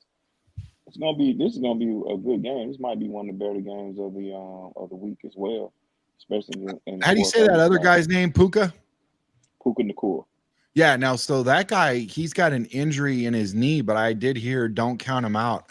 He will, if he can go, he'll go. So yeah, I think he's expected to play. He's a tough guy, man. Yeah, he's a tough guy. He's very productive as well. With him and Kupp, and the way I just like the way McVay, calls plays on that end when those guys in the lineup. Fortunately, we didn't have the luxury of seeing those guys. Yep. So I'm so thankful for that. But as for Geno Smith, he loves to throw the ball. For my parlayers out there, His pass attempts will be very high this game. Yeah. Carries for Carlin Williams and Walker. You say you have Walker on your team, right? Yeah, man, I got Walker. He's been doing really good for me, man. I appreciate that. I got Chubb's back. So yeah, basically I'm doing really good with my running back. So somebody was looking for a bell cow in terms of like a receiver, and I says, well, I got JS, I actually what I tried to do is I tried to trade them Lockett and Eckler for Jonathan Taylor, and he automatically denied me because he already knew that I had Gibbs from Detroit, which I traded from him a few weeks ago, and then I got Walker from Seattle, and then now coming up, just after injury, I got Nick Chubbs on the flex. So you got Gibbs, Walker, and Chubbs, dude, and Jamar Chase as my lead receiver with JSN and Jalen Hurts. So I think, and then for tight end, I got Bowers, I got Chiefs defense, and I got Bates from Detroit as my field goal kicker. So I'm looking pretty good. I would have looked a lot better if I would have got Jonathan Taylor, bro. But you say all that and it sounds exciting, right? But it just hasn't been because there's been some slow starts and some shifts and stuff. And like I said, start your bench and bench your starters. I'm sitting at 3-5 with this team, Darius. Makes no sense at all, right? Makes no sense. But listen, man, you have a wealth of riches over there, man. I think things will get better for you. You still have a lot of football to play, man. Stay in the fight. Don't give up. No, 6 more games. So what? 6 more games, right? Is that about? It was week 14. Is it week 14 at the end of the fantasy? So we're at week 9. So what is that? 5 more games. So I could finish out. I could finish 8-5. No, that ain't right. We must have 6 more games. We got six more, yeah. So I could end up 9-5. Week 14 is the end of it, right? And then it starts the playoffs. Yeah. Or how does that work now that we got the extra week? Nah, week 15 is the end. Okay. Maybe that's what that's what it is. So anyways, we got, like you said, dude, we're overcomplicated. Plenty of football. There you go. Plenty of football. Stay in the fight. Hey, listen, we're not even halfway through this show. Make sure you guys like and subscribe and hit the notification bell so every time we wake up early in the morning or have a late show, you guys will not miss anything. Make sure that you also go check out our sponsor at River Street Tavern. Head to River Street Tavern, located at 102 River Street in East Dundee, and open. They are open Tuesday through Sunday. It's your ticket to Chicago best games, and they've got some delicious food out there. So check them out. Also check out Worth Stadium Club, Avenue 912, and Set 'em Up Lanes for some bowling. And Avenue 912 has a lot of really big bands up there and a lot of good stuff, charities and whatnot. And they're great people. And make sure that you check out Serendipity Ice Cream Parlor. As it's getting cold, you want to remember at Serendipity Ice Cream Parlor, it's always summertime and it tastes like summertime. They're right across the street at Bridges Scoreboard. So go check it out. Hang out with us, Big Cat Williams and Jim Miller, and then go get yourself a couple scoops, man. Make sure you run around the block too after that, because that's you're gonna be taking in a lot of calories, man. But check this out. Talking about running around the block, man. Colts at Vikings. Oh my gosh, what a game. I really wasn't that excited about the Colts versus Vikings game, but now I'm intrigued. And that's a late game. That's a 8:20 game Eastern.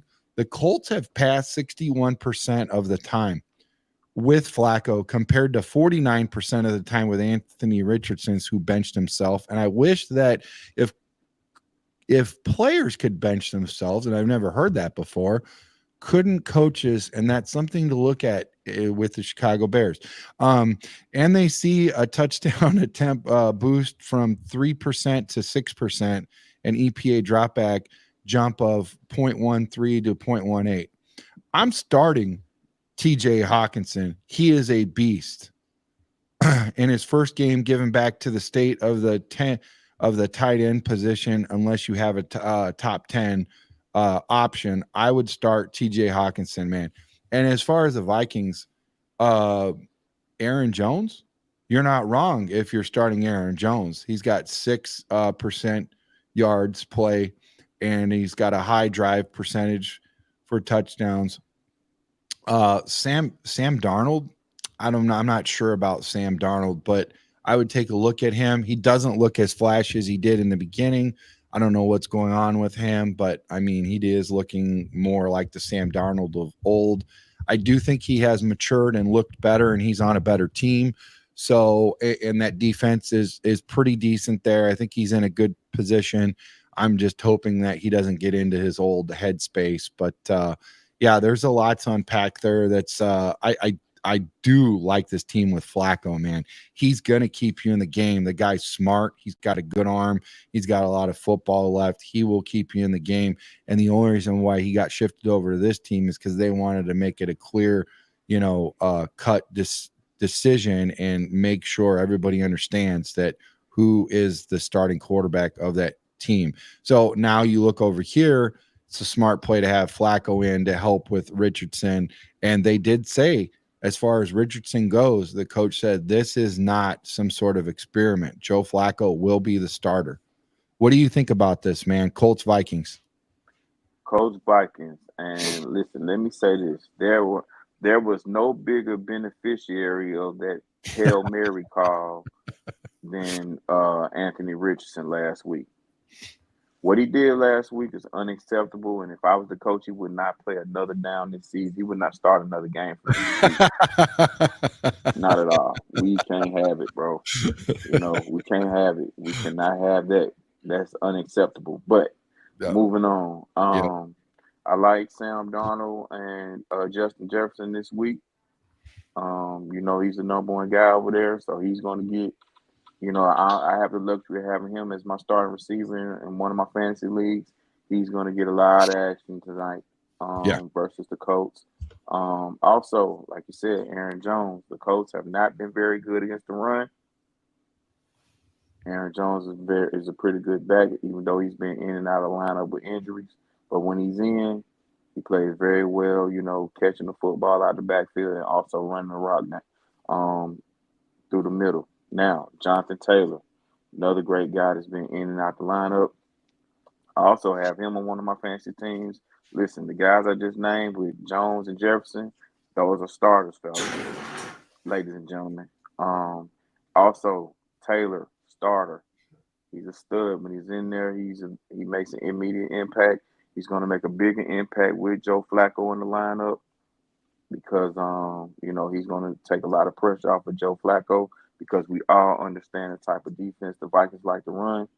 And, there's just going to be a lot of running the football. Indianapolis has a very good front line, especially with the run. So Jonathan Taylor and Jefferson are key starters this week, hopefully for you guys. Yeah, I agree with you, man. This is a game to look at. This is interesting, but I'm not quite sure that I would look at anybody in particular besides Jefferson on this game, like for sure, that's just going to wreck shop. That's going to give me a lot of points. Both teams kind of concern me right now. They're kind of in a state of flux. Not saying that they're not going to have big games and something's going to happen, but in terms of fantasy, I'd be a little concerned. You know what I'm saying? I would look elsewhere until this gets figured out. Both teams look a little like I'm not quite sure what to take with the Vikings. Are they going to turn south and, or are they going to continue to move north? I mean, I'm being honest. You know where my heart is. I really want the Vikings to do bad because they're in our division. Yeah. But they were doing tremendous, and it just seems like they are who we thought they were in the beginning of the season, where like they had the hottest start in the NFL, and now they're just like, wow, man. But I mean, you look in terms of injuries as far as San Francisco goes, I think the Vikings are up there with, the heaviest hits as far as injuries. Hey, listen, if our team had that many, I'm not sure we would even be where we're at. You know what I'm saying, Darius? Yeah, you're absolutely right. One thing about the Vikings, they don't have any problem scoring points. It's that aggressive style of defense is what kind of gets them in trouble. Right. you have a quarterback with some experience back there. He can pick that defense apart because they're very blitz happy. That's how they get the majority amount of that pressure through the blitz. And when you have an experienced quarterback that's seen it all, like a Joe Flacco, that could be a recipe for disaster for them. And like I mentioned one show maybe last week, is that if you look at their Vikings defense, it's not star studded. You have a bunch of guys that know their role and play within their role. Um, so when they set up in a base defense, they're very easy to take advantage of. That's why I do like the running back for Indianapolis this week. And on the opposite side, I like Justin Jefferson every week because he's going to get the touches. O'Connell likes to scheme that thing up to make sure Justin gets at least 7 or 8 touches, and probably about 12 to 15 targets every week. So those two guys for sure. Yeah, So I definitely would like to take a look at what they are going to look like in a few more weeks.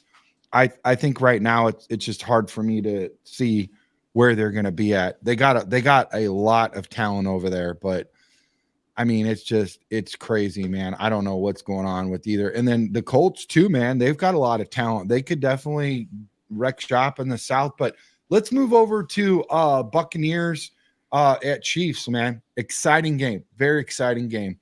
And that's Monday. That's going to be mhm, Monday. This will be a yeah, real test for Baker Mayfield, especially with the Chiefs having a top 10 press percentage with only 4 rushers and top 5 with an extra rusher. I mean, seriously, think about it. Top 10 with only 4 rushers, top 5 with an extra rusher. That means that they're getting enough pressure off their line. That's freaking awesome. But the good news is that Mayfield averages the 5th quickest time to throw the ball in 2.75 seconds. That is fast, man. That is lightning yeah, fast. And while DeAndre Hopkins ran just 14 routes in his first game, just 14 routes is all he ran. But you got to understand, the man's trying to freaking figure out what the dang playbook is, man. He just freaking yeah, got there. Give him a little bit of time. It ain't just like a pass rusher that you pick up like Sweat, where just plug and play and let him rip. He needs a little time to get that playbook under his belly. And while that should tick up this week, there is a risk it ends up as a 50 to 60% participation rate like Amari Cooper in his second game with the Bills. Still, I'll have Hopkins as a third wide receiver, and take a look at that, unless Juju Smith-Schuster returns. If he does, Hopkins is riskier as a fourth wide receiver only because of the incorporation concern. You know what I'm saying? He's still in flux right now, but give him time. Trust me, he is going to, and he is somebody that needs to be accounted for when he's on the field. exactly.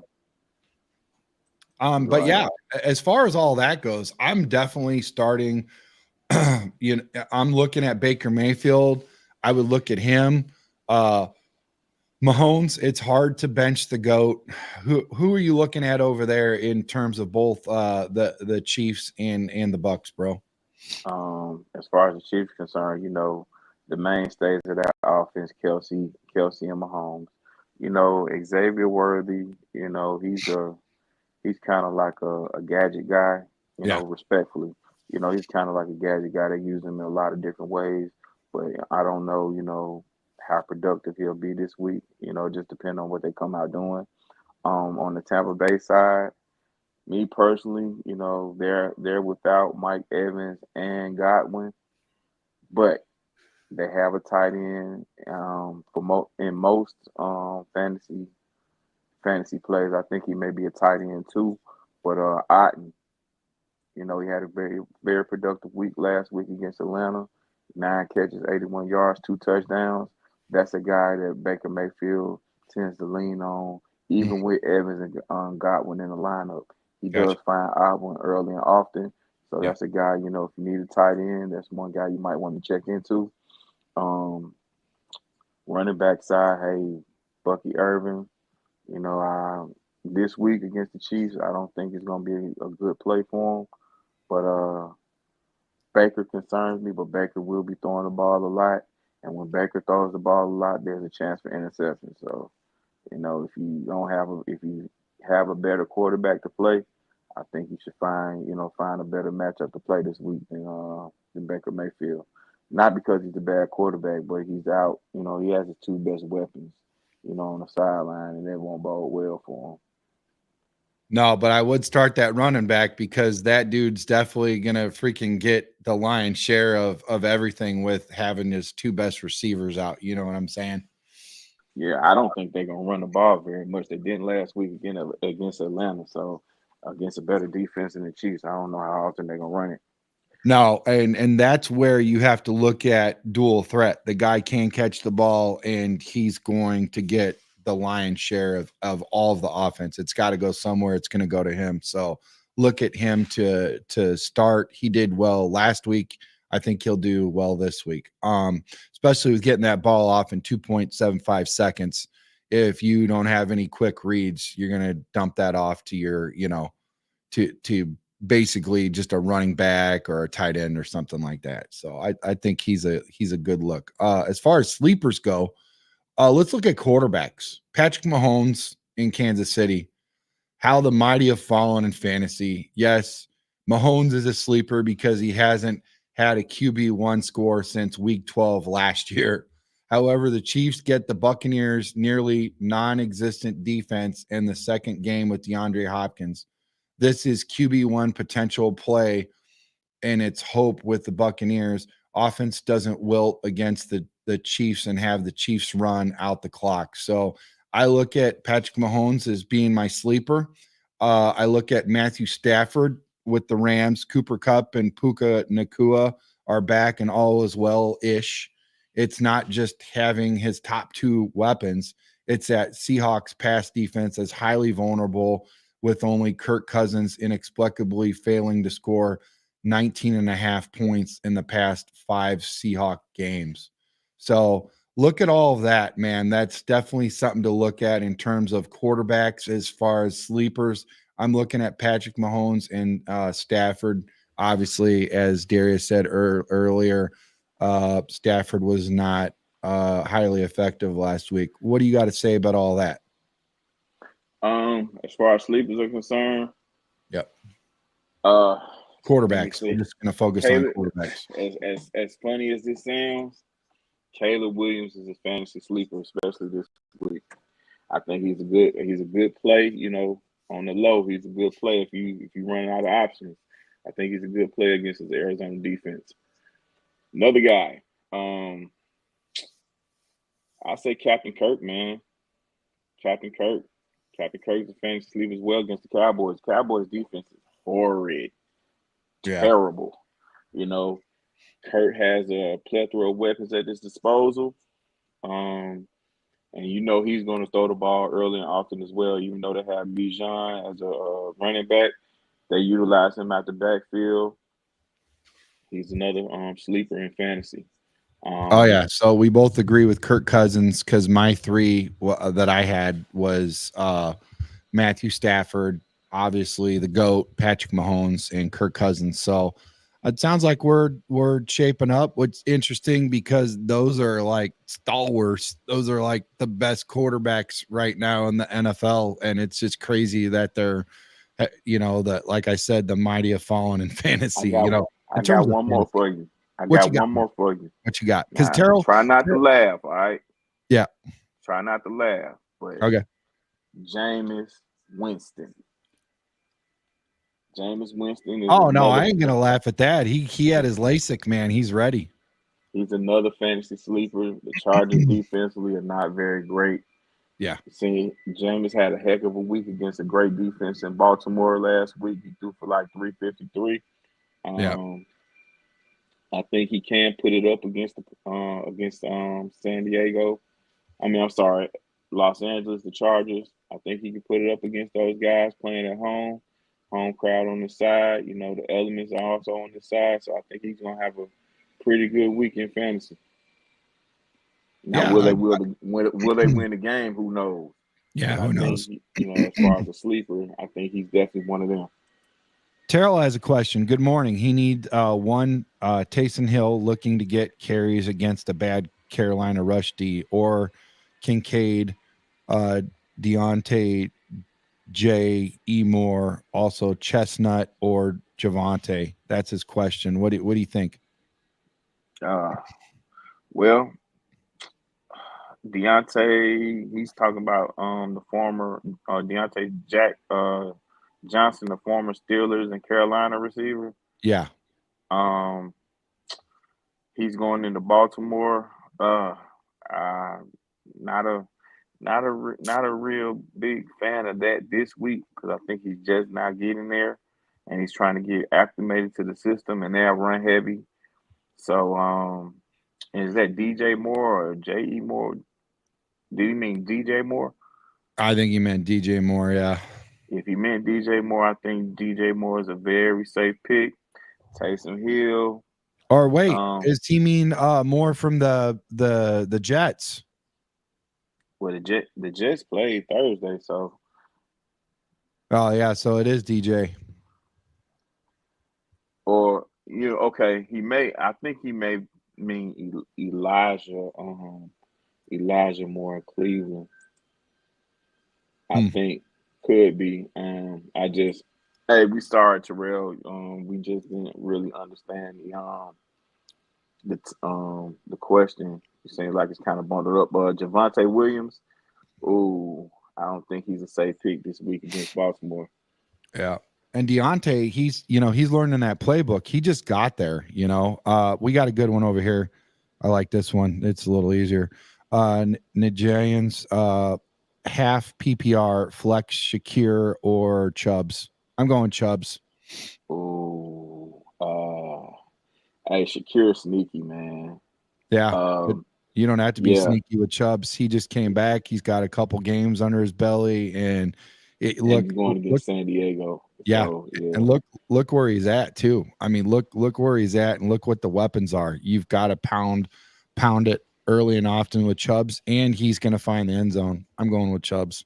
Yeah, I agree. Shakir is sneaky, but Shakir is sneaky, man. And the quarterback I think he's the guy that Josh Allen has the most rapport with as far as receivers are concerned with Buffalo. I think he's that guy for him.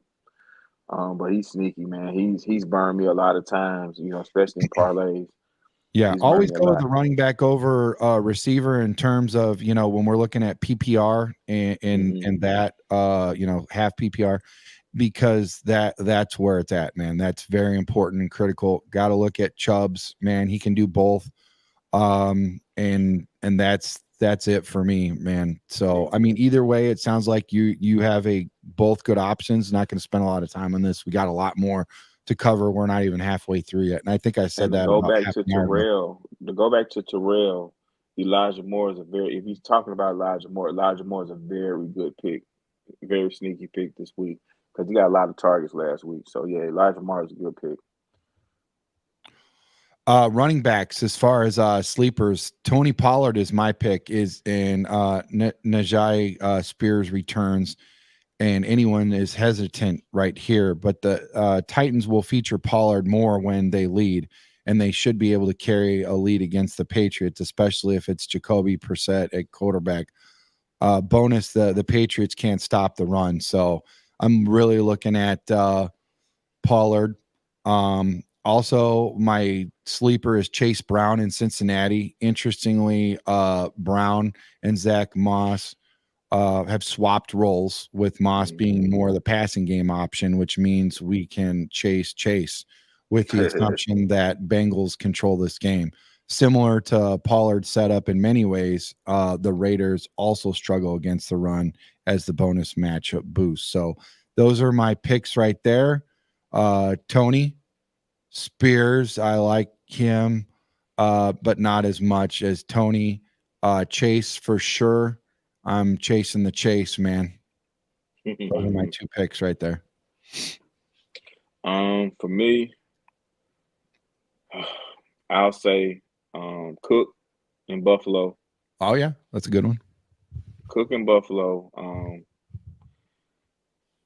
I don't know how much of a sleeper this is, but Kyron Williams versus Seattle, and last but not least, I'll say Tank Bisbee, Jacksonville. Okay. Yeah. He's on my bench, man. I got him on my bench. So I definitely like that guy for sure, man. He's got high yards per carry, man. He's a beast for sure. Yeah. Wide receivers. Let's get into wide receivers. I'm gonna go with Josh Downs and Indy. Joe Flacco is back at quarterback, and we already would have boosted Downs. On top of that, Vikings defense, while tough, has been vulnerable to wideouts of Downs. Cortland Sutton in Denver. Speaking of style-related matchups, Sutton types have done particular well against the Ravens D, but I do have my concerns about Bo Nix in Baltimore, even with the Ravens' pass defense issues, which is why Sutton is a sleeper gamble and not a must start. So I'm going with Sutton. I'm going with Josh Downs. What do you say? Oh, also, I do have a couple more. Hold on. I got Keon Coleman in Buffalo. As Amari Cooper integrates more, the Bills trio will be more inconsistent, but Cooper will hurt Khalil Shakir more than Coleman this week as they look to attack the Dolphins' perimeter. DK Metcalf, Brian Thomas Jr., and Michael Pittman Jr. were able to shake free quite a bit. So here's gambling on Coleman to continue his run. I like Gesicki and what's his name? The Burton in Cincinnati. Hey, those are some sleeper guys for sure. Also, Darnell Mooney in Atlanta versus Dallas. I think that's a sleeper. The little guy in Detroit. What's his name? God. He plays a lot of special teams. Khalif Raymond in Detroit. Sleeper, big time. Elijah Moore and Tillman in Cleveland. Okay. Those are sleeper guys. Let me see who else. Has Romeo Dobbs kind of escaped the sleeper role? I think they're all sleek because it's a timeshare and they run with the hot hand. It could be anybody. I mean, you just kind of got to give them a few of these guys and not a whole load and overload them with sleepers. There's so many that could pop out in and out, and none of them are really consistent. And then once they become consistent, then they are, no longer sleepers. You know what I mean? So and let's not forget about Aguilar in Baltimore.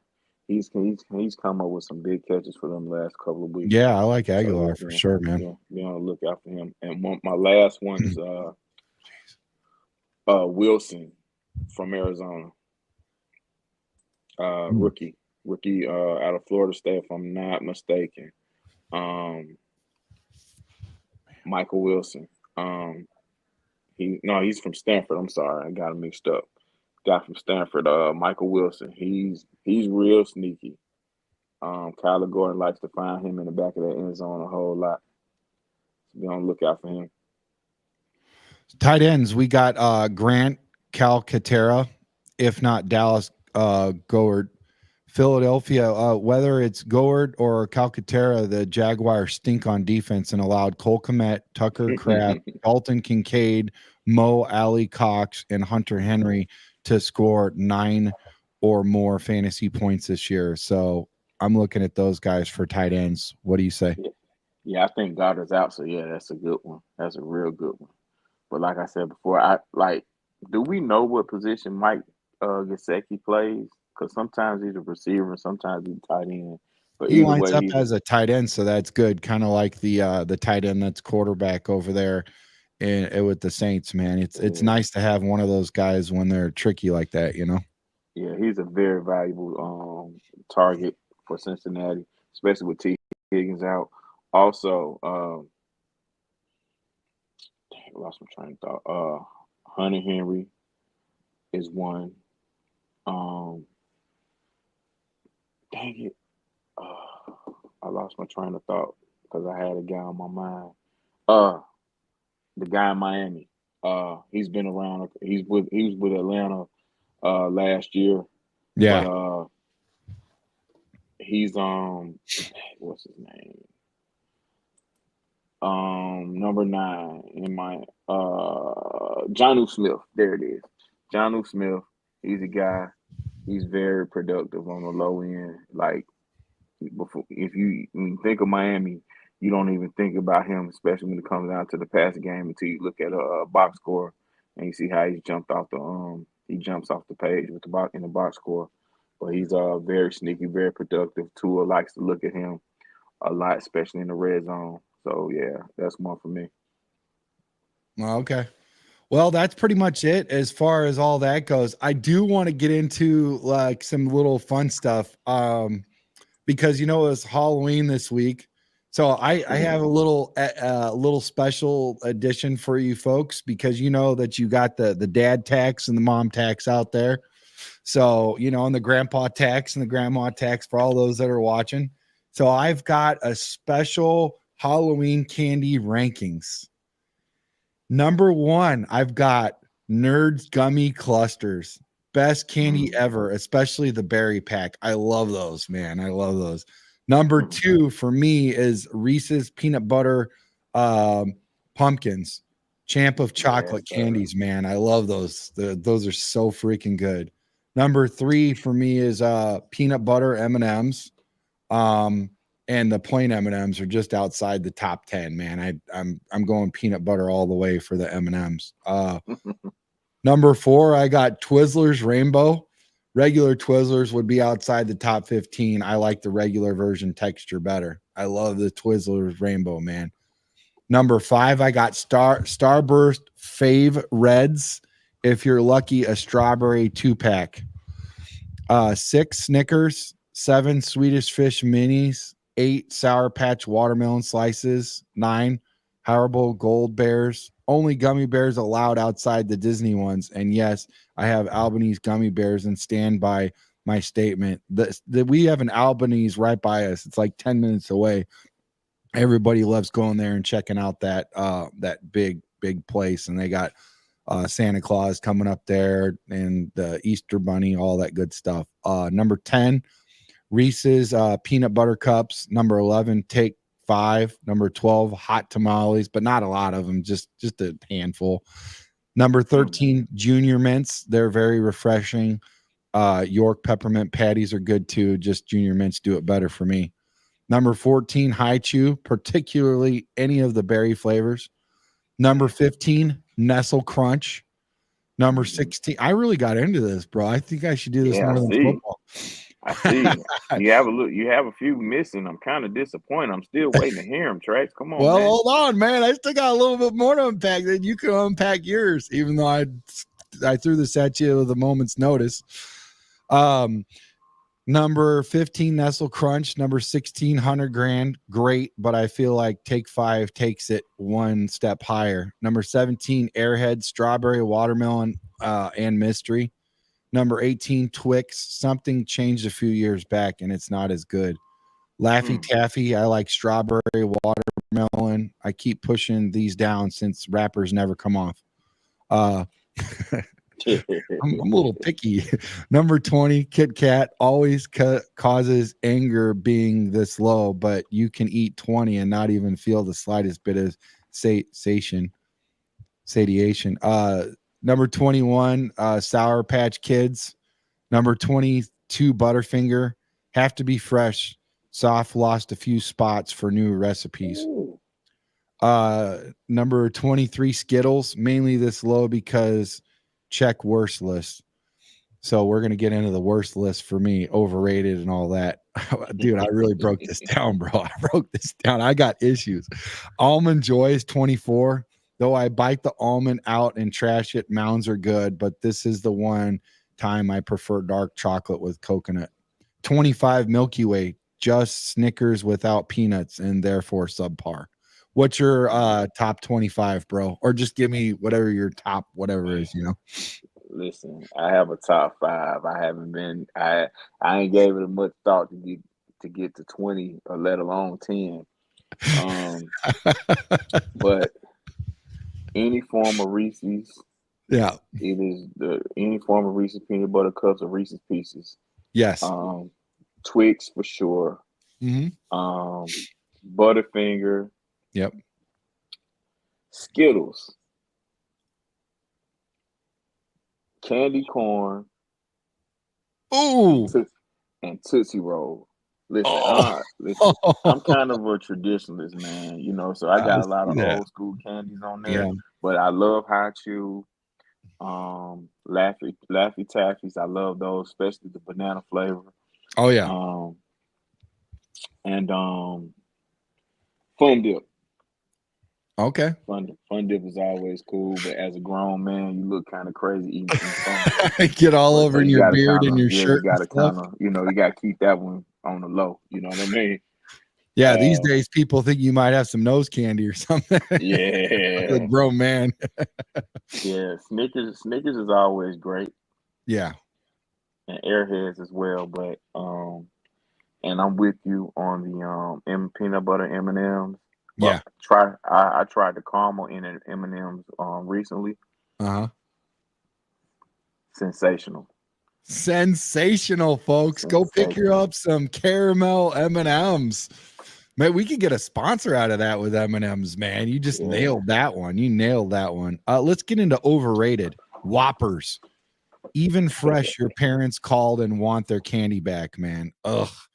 Tootsie Rolls. Everyone hands these out, and kids end up with half a bag of them. Enough already. But hey, my man Darius loves them, so this is my overrated. Okay, I'm not speaking for Darius. Three Musketeers. Chocolate with bland, fluffy chocolate that nearly disintegrates in your mouth instantly and not feeling at all. Super meh. Those are my overrated. What's overrated for you, bro?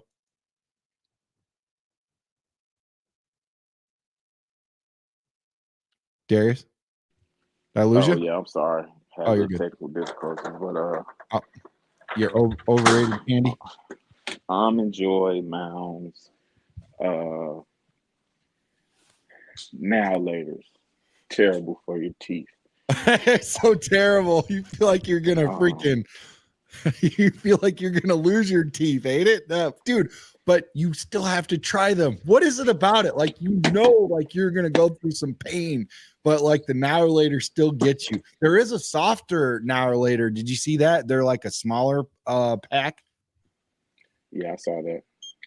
And by the way, this version or this segment of today's broadcast is brought to you by diabetes. I'm sorry, it's not really a good joke, but what the heck, man? It's crazy when you look at this stuff, man, at how bad it is for you. But just a little bit. Just remember, folks, eat responsibly, okay? We're not saying kill the whole bag. Yeah, please eat responsibly. But yeah, then the candy's not the best for you. But man, it tastes so good, especially when you have a sweet tooth. Yeah. But, butterscotch, that's another one. Stay away. Butterscotch. Not into the butterscotch candy. Nah. What is Untamed Music? We'll put a pin in this. We got worst Halloween candy. Please stay for worst Halloween candy. This is like my favorite segment right here. But we got to put a pin in this because we're talking about fantasy football, and Untamed Music is saying yo start 2.5 PPR Marv Downs C Brown. Unpack that one for us, Darius, please. Start 2.5 PPR. Yeah. Marv Downs. Well, Downs for sure. Yeah. And if that's Chase Brown, that's another one. Yeah. I'm saying those two also because we don't know about Marv, which is crazy because in the beginning of the season, we would have said Marv for the rip and wouldn't even think about Browns, right? And Downs. Yeah, I mean, but Marv is not the issue. Is this, Arizona has like a helter skelter situation. You just don't know what Mhm. guy you're gonna get. You know what Right. I'm saying? As far as Right. under center. Yeah. I think he's got a good option though out of those three. I mean, really, you're gonna do well for Yeah, I don't sure. think you can go wrong No, anywhere. no. Now we got Shamar Sham. He's got a question. I want to get back to my worst Halloween candy, but the questions are coming in. Good morning, guys. Need a little help. Dobbins, Waddle, Flowers, Myers, Shakir, or Chuba. Pick 3 to start. Oh boy. Obviously, he already knows that I'm not even looking at Flowers, but Dobbins, I would say Dobbins for sure. I like Waddle. Now, my question is Myers, Shakir, or Chuba. Chuba. Yeah, Chuba. Man, I'm down to Shakir. Chuba. I'm gonna go with Chuba. I'm gonna go. This is what I'm gonna do. Dobbins, Chuba, and Waddle. Those are my 3. What do you got, Darius? I like Waddle. I like Flowers, and I like Chuba as well. Yeah. And I would be with you about Flowers, but I think in terms of like fantasy, there's just better options for Lamar, including his own feet. So I just, again, pedestrian, just receiving yards versus touchdowns. That doesn't really do it for me. But I do see exactly why Darius is looking at that in terms of actual football, for sure, man. Yeah, they tend like they find him, but he just can't get in the end zone. No. Yeah, and sometimes it'd be like that. Okay, let's get back to worst Halloween candy. Ranked worst to less worst. That's what I'm doing. So worst to least worst. Necco, I don't even know how to say it. Necco wafers, Nico wafers. I don't even know where people find these. I don't even know where people find these. Are we sure it's not street chalk? Yeah, listen. I listen. Those are bad, bro. Like, at least we agree on that for sure. If we can agree one thing during the whole show, and it disappoints me that a lot of people have candy corn on the list as worst, and that's one of my those are some of my personal favorites. But oh, hold on. Let me get through the list. So rank worst to least worst. The wafers, and then number 2, circus peanuts. I mean, orange colored styrofoam. Anyone? Yeah. Yo, I haven't seen those in years, bro. Number 3, good and plenty. What is this flavor even? These are hell in a box. They're so bad. Yeah, the liquor is just terrible. Now, for me, and I know we are going to disagree, but that's all right. We can agree to disagree. Number 4 for me is candy corn. Obviously, too easy for me. Number 5 is bit of honey. Number 6 is Mary Jane. Number 7 is generic wrapped candy. The black orange wrappers that I can't stand those, mans. Number 8 is wax anything, lips, bottles, whatever. How are these even a thing? I can't stand that wax stuff, man. Number 9 is Smarties. At least Tootsie Rolls are good for a bit. These are barely better than Necco's wafers, and everyone has them. And yes, I was made aware of the Canadian chocolate version a few years ago and don't mean those. Number 10, black licorice. If you hand these out, we know your soul matches. I can't stand black licorice. I hate it. I like all the other flavors, but black is just, man, it's rough, man. Black licorice is the worst. Licorice is the worst. If you passing that out at Halloween, someone you need a hug, man. We need the clip for Big Daddy where they're like the dude's like passing out staples and stuff. Remember that? All the what he was passing out, and then freaking what do you call it goes around back, and he's like, give him something good, Number 11, double bubble. Even baseball card gum isn't this hard, and the taste is gone before you even reach the next house. I mean, seriously, 2-3 bites, it's over, bro. Yeah, it's terrible. Number 12, SpongeBob Krabby Patties. Excited at the SpongeBob attempt, but these were awful, man. Never had those. No? Number 13, sugar babies. It's like milk duds if only they were sandy and overly sugary and just bad. Wait a minute now. Let's not get disrespectful. I love sugar babies and I love sugar daddies. Okay. Oh man, I was thinking that our guy earlier that was heavy in the chat would chime in, Kimura daddy on those daddies. Keith, ever wanted your chocolate bar filled with rock hard sugar nonsense? Well, I do have something for you, Keith. Number 15, Jolly Rancher. It just takes too long. I want to hit my sugar coma, and they're teeth breakers. Not a fan. Now and laters. Number 16. Has anyone ever found a fresh one, or were they all made in like 1958? Flavored Tootsie Rolls. You're trying too hard, Tootsie Rolls. You're lucky to be relevant. So stop being discount bin Starburst. Number 18, Skittles that are stale unless you're enjoying breaking your teeth into pieces. Man, when Skittles are stale, it's freaking awful. Number 19, Runts. Are they hard candy? Chewy? Supposed to be like Sweet Tart Chews, but worse? I can't stand Runts. Number 20, Kisses, the chocolate kind. Stop trying to take over everyone's holiday. We get enough of these year round. The white chocolate's pretty good though. Yeah. I know I do like the white chalk. I even like the ones that have the what do you call it? The Christmas candy like peppermint. Those are pretty good, you know. Yeah. But you're right, man. Their Kisses find their way into every holiday. Hey guys, really quickly, I want to give you the fantasy football rankings now that we had a nice little break of sweetness. Fantasy football rankings week 9. The players in this order for quarterback. This is how it's ranked. Number 1, Jalen Hurts versus Jacksonville. Number 2, Josh Allen versus Miami. Number 3, Lamar Jackson versus Denver. Number 4, Jaden Daniels at the Giants. Number 5, Joe Burrow versus the Raiders. Number 6, Kirk Cousins versus Dallas. Number 7, Kyle Murray versus Chicago. I disagree with that all wholeheartedly. Number 8, Sam Darnold versus Indy. Number 9, Patrick Mahomes versus Tampa Bay. Number 10, Dak Prescott, Atlanta. Geno Smith. Number 11. Number 12, Stafford at Seattle. Bo Nix at Baltimore. Jameis Winston, 14.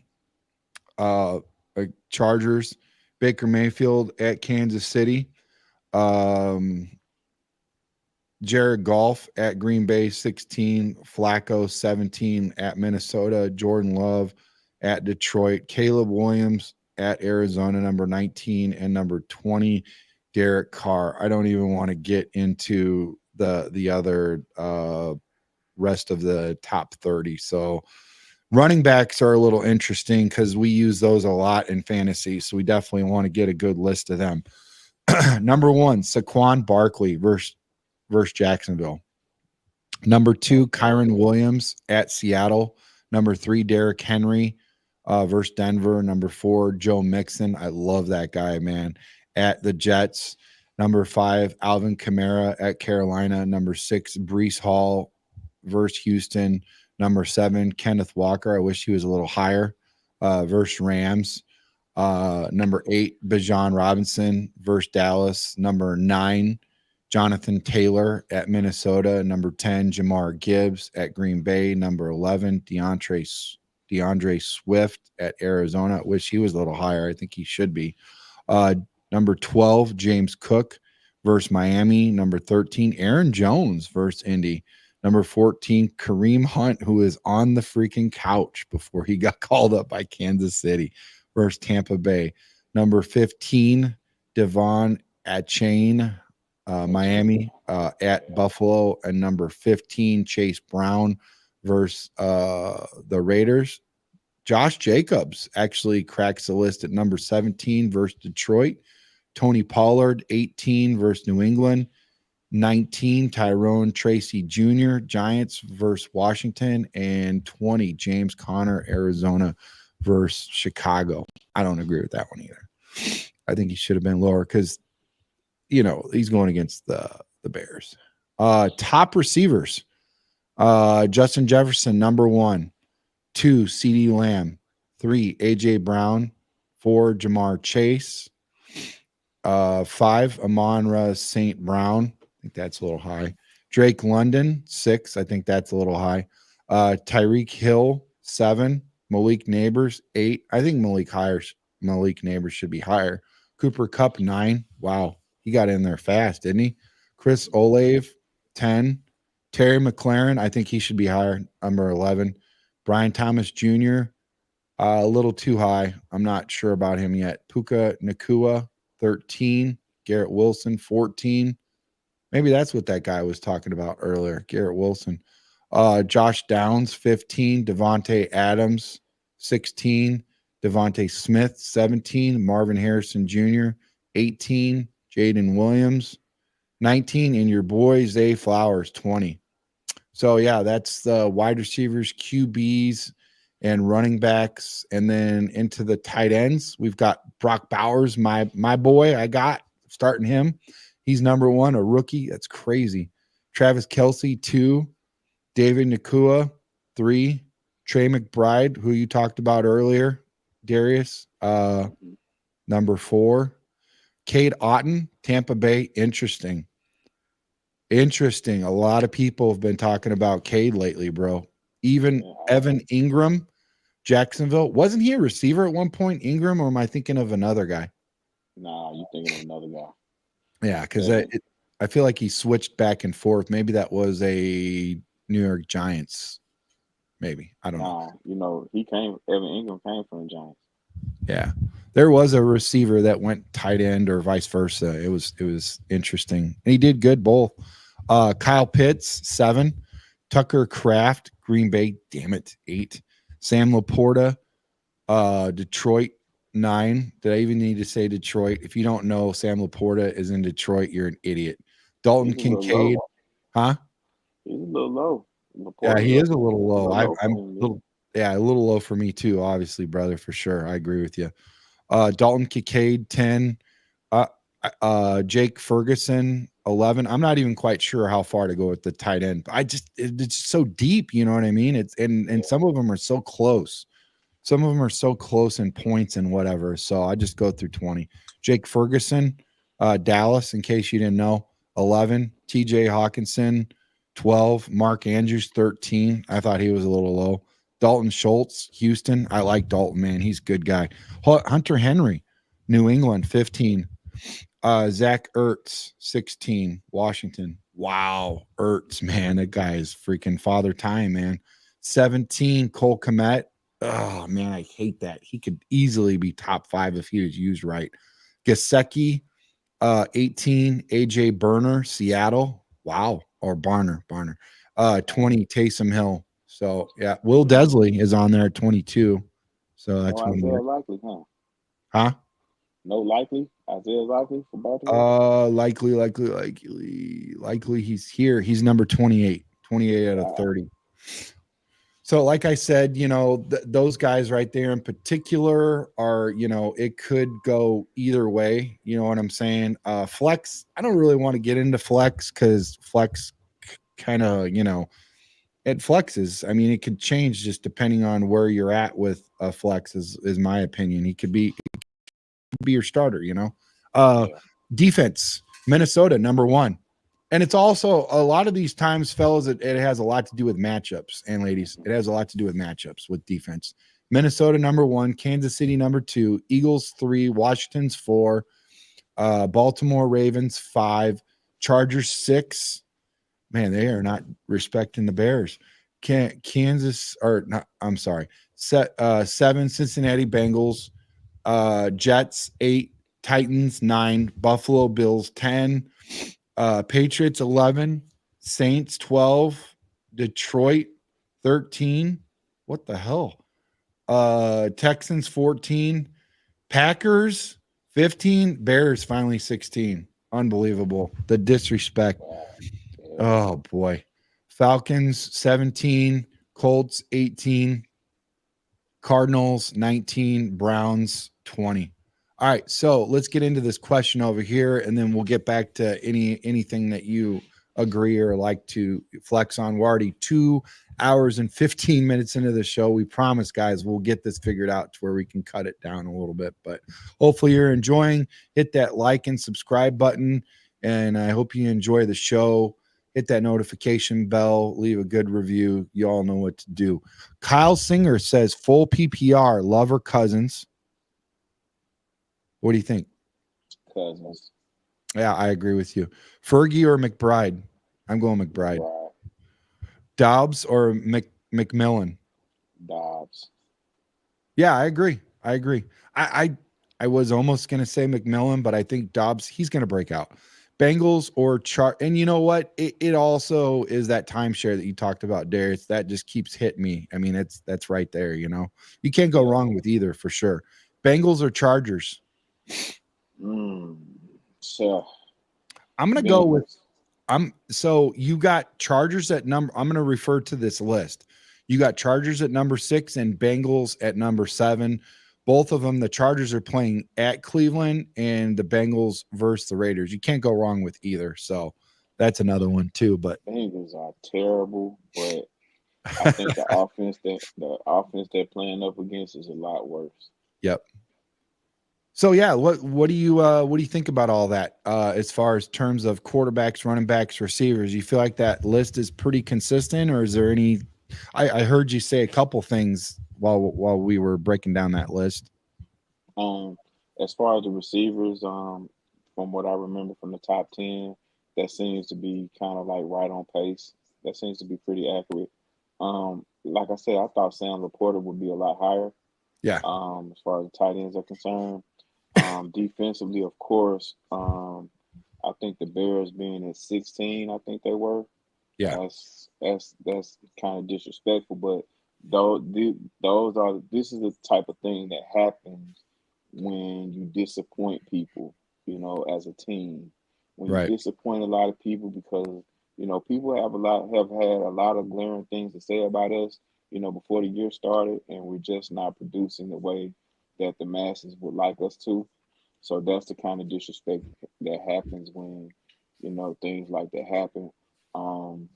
Hey, Darius, really quick. Sorry to interrupt, but Kyle is now responding to what we said earlier. He said, so don't stack Love and Dobbs. That is an interesting thing because we didn't know that Love was your quarterback. That is something to look at in terms of Dobbs or McMillan.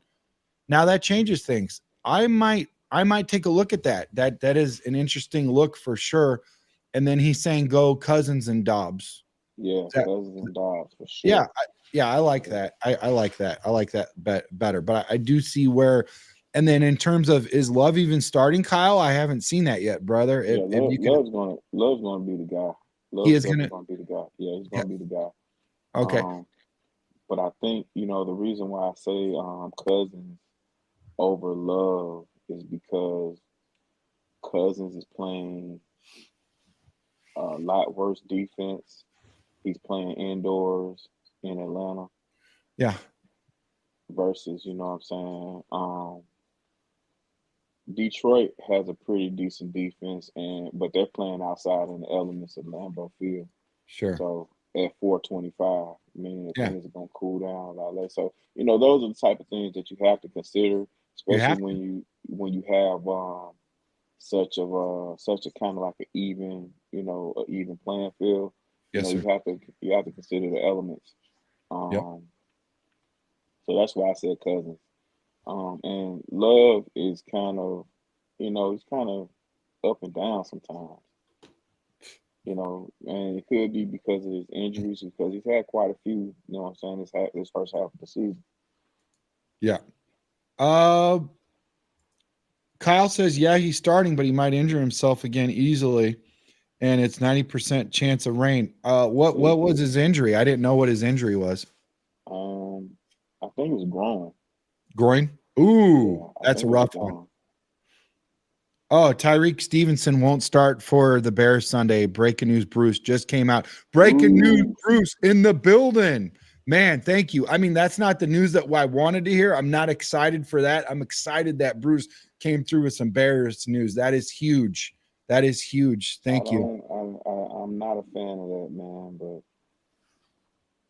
the weather is going to be real bad, and they have a bye next week. So yeah, that's something to consider, Kyle. Definitely got to monitor that and take a look at that, especially groin, man. Groin is you don't want to hit that too hard for sure. You want to respect that for sure, especially when you have to move around and sometimes you just forget about something and you take off and then you hurt yourself. I want to pause for the cause really quickly. Something that we are very adamant about, and we are really, I cannot stress how important this is to us. We are now partners with American Cancer Society, something that sits close to home with me and pretty much everybody. I mean, at some point or another, we've all, had cancer strike our lives, our loved ones, friends, whoever.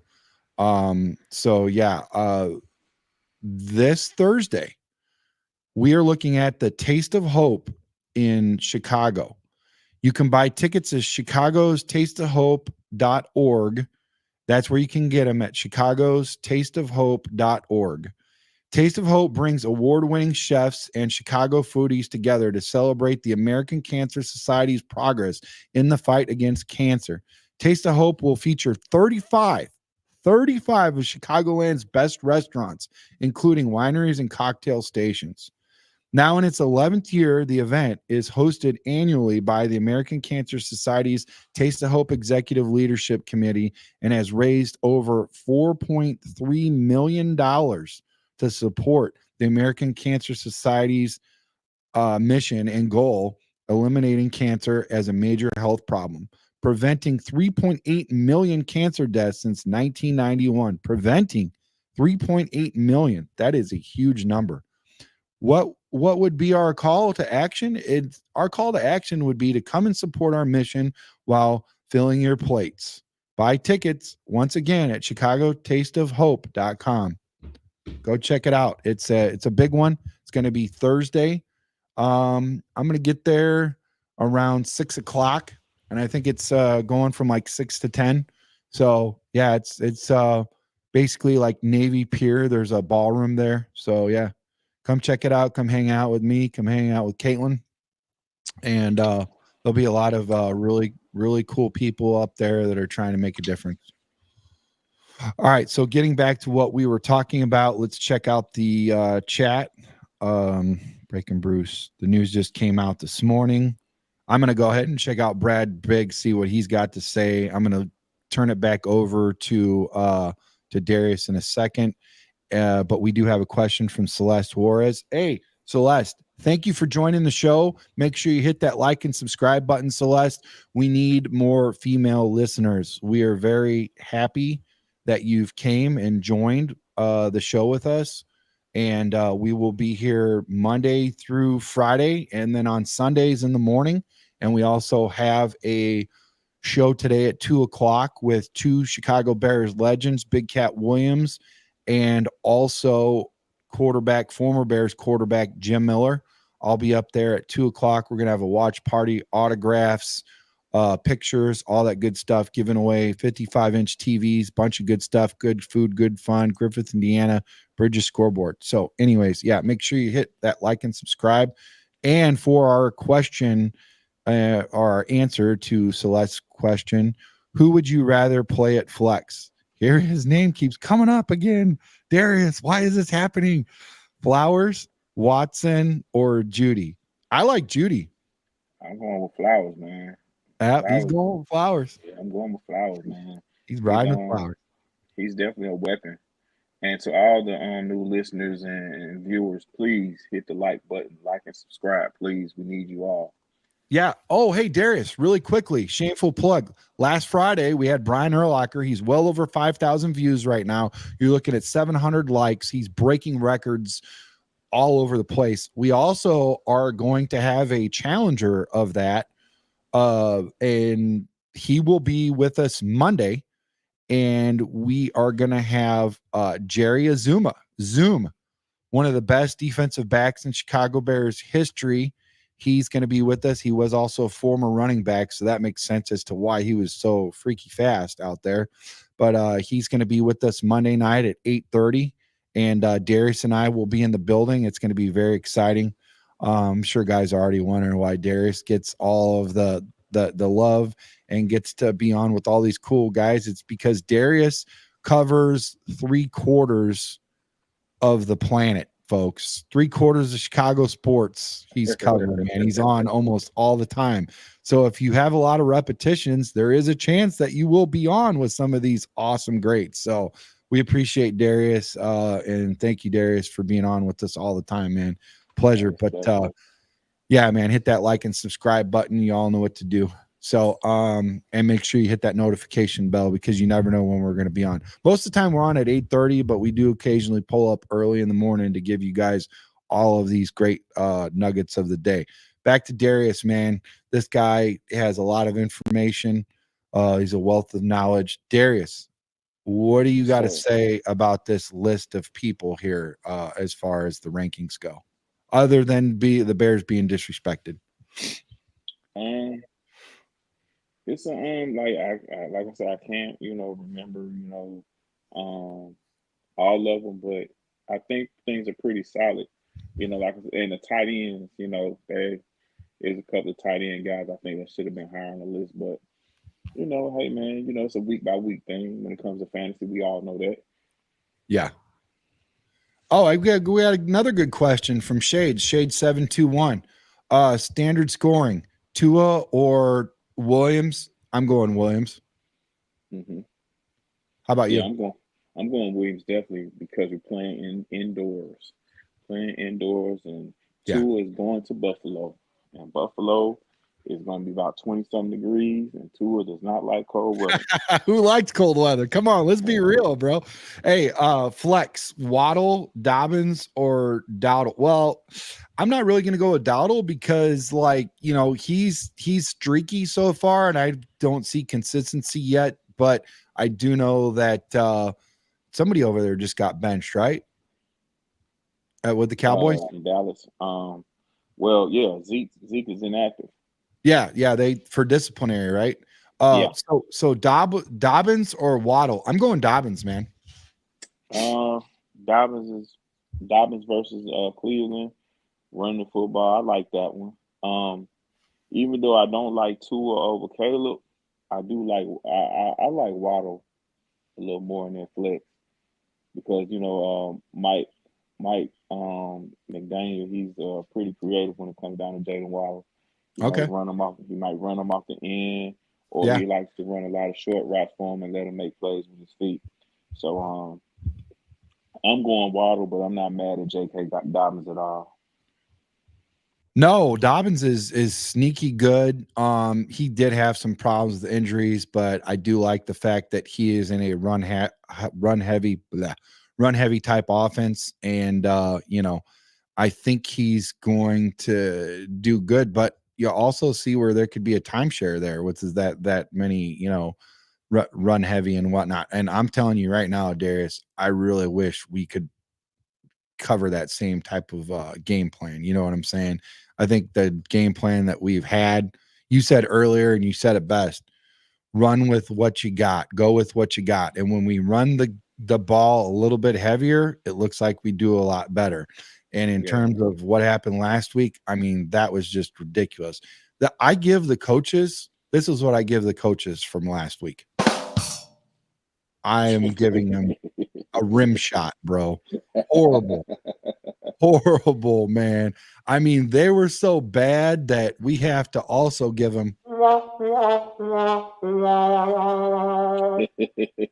say that to their face, man. I mean, it was terrible. There was times out there when I looked at our game plan, and all I could, you could even see it on Caleb's face. It was.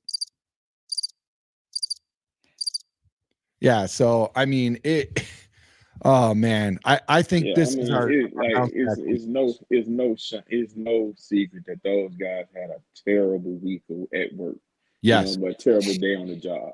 Yep. You know what I mean? Yep. But we have to work with what we have, because Hmm. this is until something changes. Absolutely. We can all cry for change, but in the meantime, we have to do the best with what we got. Yep. Yep. You said it best, man. We got to do with what we got, or we just won't do it. I mean, there's two ways to look at it. And right now they ain't doing it. So I hope they can do it this week, man, because their jobs are on the line for sure. And our season's on the line. So this is a must win. This is a must win. We got to get it, Darius. Yeah, I mean, I think we will, no doubt about it. And I hopefully it's an impressive fashion. But if not, listen, just get the win.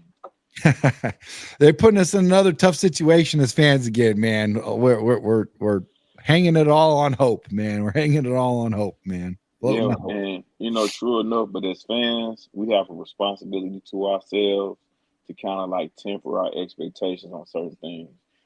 Because just because things, we just because we want things, we feel like things should go a certain type of way. Mm. The other side gets paid too.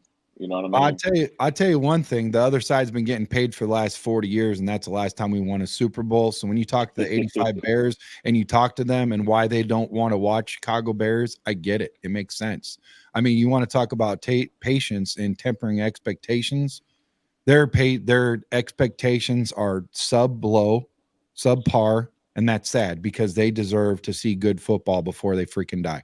The last Yeah, time we had next year, they're going to have a special 40-year anniversary edition. 40-year anniversary. It's been 40 freaking years since we won a Super Bowl, and it's going to be at Soldier Field. I was just talking to Willie Galt, and he's putting this all together. He's one of the guys that are putting it all together. It's going to be on Soldier Field, the United Nations. Everybody's involved. It's going to be amazing. It's going to be crazy. They are looking at an entertainer in the high range of like an Eminem type. So it's going to be a big time entertainer. It's going to be a lot going on. I mean, it's a lot. It's going to be fun. It's going to be a really good time. But we deserve better. If anybody deserves better, they deserve better. So you want to talk about patience and expectations? The Bears deserve better, man. And we've got to pound our fists on the table, and something's got to give, man. We've been patient for far too long, and it's okay. It's okay to let it out. better days are on the horizon, ladies and gentlemen. Better days are coming. I sure hope so. I feel like organizationally we are in a better place than we have been in the last few years, and that's very encouraging. And I think things are only gonna get better. We're building this thing brick by brick. You know what I mean? We're building this thing for the long haul. We're not trying to microwave the situation. We're gonna cook this bird up very slow, Well, and it's gonna come out right. I believe. I well, think I things are sure headed in the right direction. hope so, man. Because I'll tell you what, this has got to get better. We need to be on this list for sure. That's the way to do it. Everybody complains about injuries. You want to be productive and and not counterproductive, and you want to worry about going out and get free agents that have injuries and bangs ups. I mean, there's two sides of it. You see it all the time. Look in the chat, look in the groups that are all online, and everybody that's talking, they're all saying that we're looking at guys like, Brandon right here. We're looking at him as a possible answer. And they say, why do we always go after guys that are washed up? Well, okay, how about we do this? How about we go draft? It's one or the other, but we got to do something because It can be both. It can be both. I strongly believe that it can be both. But the key is getting the right guys in here. and so far that hasn't happened, because if that was going to happen, Caleb Sachs would be down. I believe he'd be, he wouldn't be getting rushed. He would have, and you see what happens when he has a clean pocket and time to throw. I mean, he does some amazing things, and we got some amazing receivers, and most notably, Rome, man, his talk about separation. When you give him time and he's looking at him, oh man, they do some special stuff. So we've got to do better at protecting Caleb. We finally got a guy in the building that can get it done, but let's make sure that he doesn't get hurt beforehand. Yeah, I mean, I think The we. clock's I ticking. think Every time he gets out on the field, Darius, the clock is ticking. At any point in time, he could go down. God forbid that it happens, but right now, it's a it's bad, man. It's malpractice. When you go I out and you think get yourself a really nice vehicle, the first thing you do is go buy insurance. You don't go wait till mayhem happens and then you go get insurance, because then it's too late.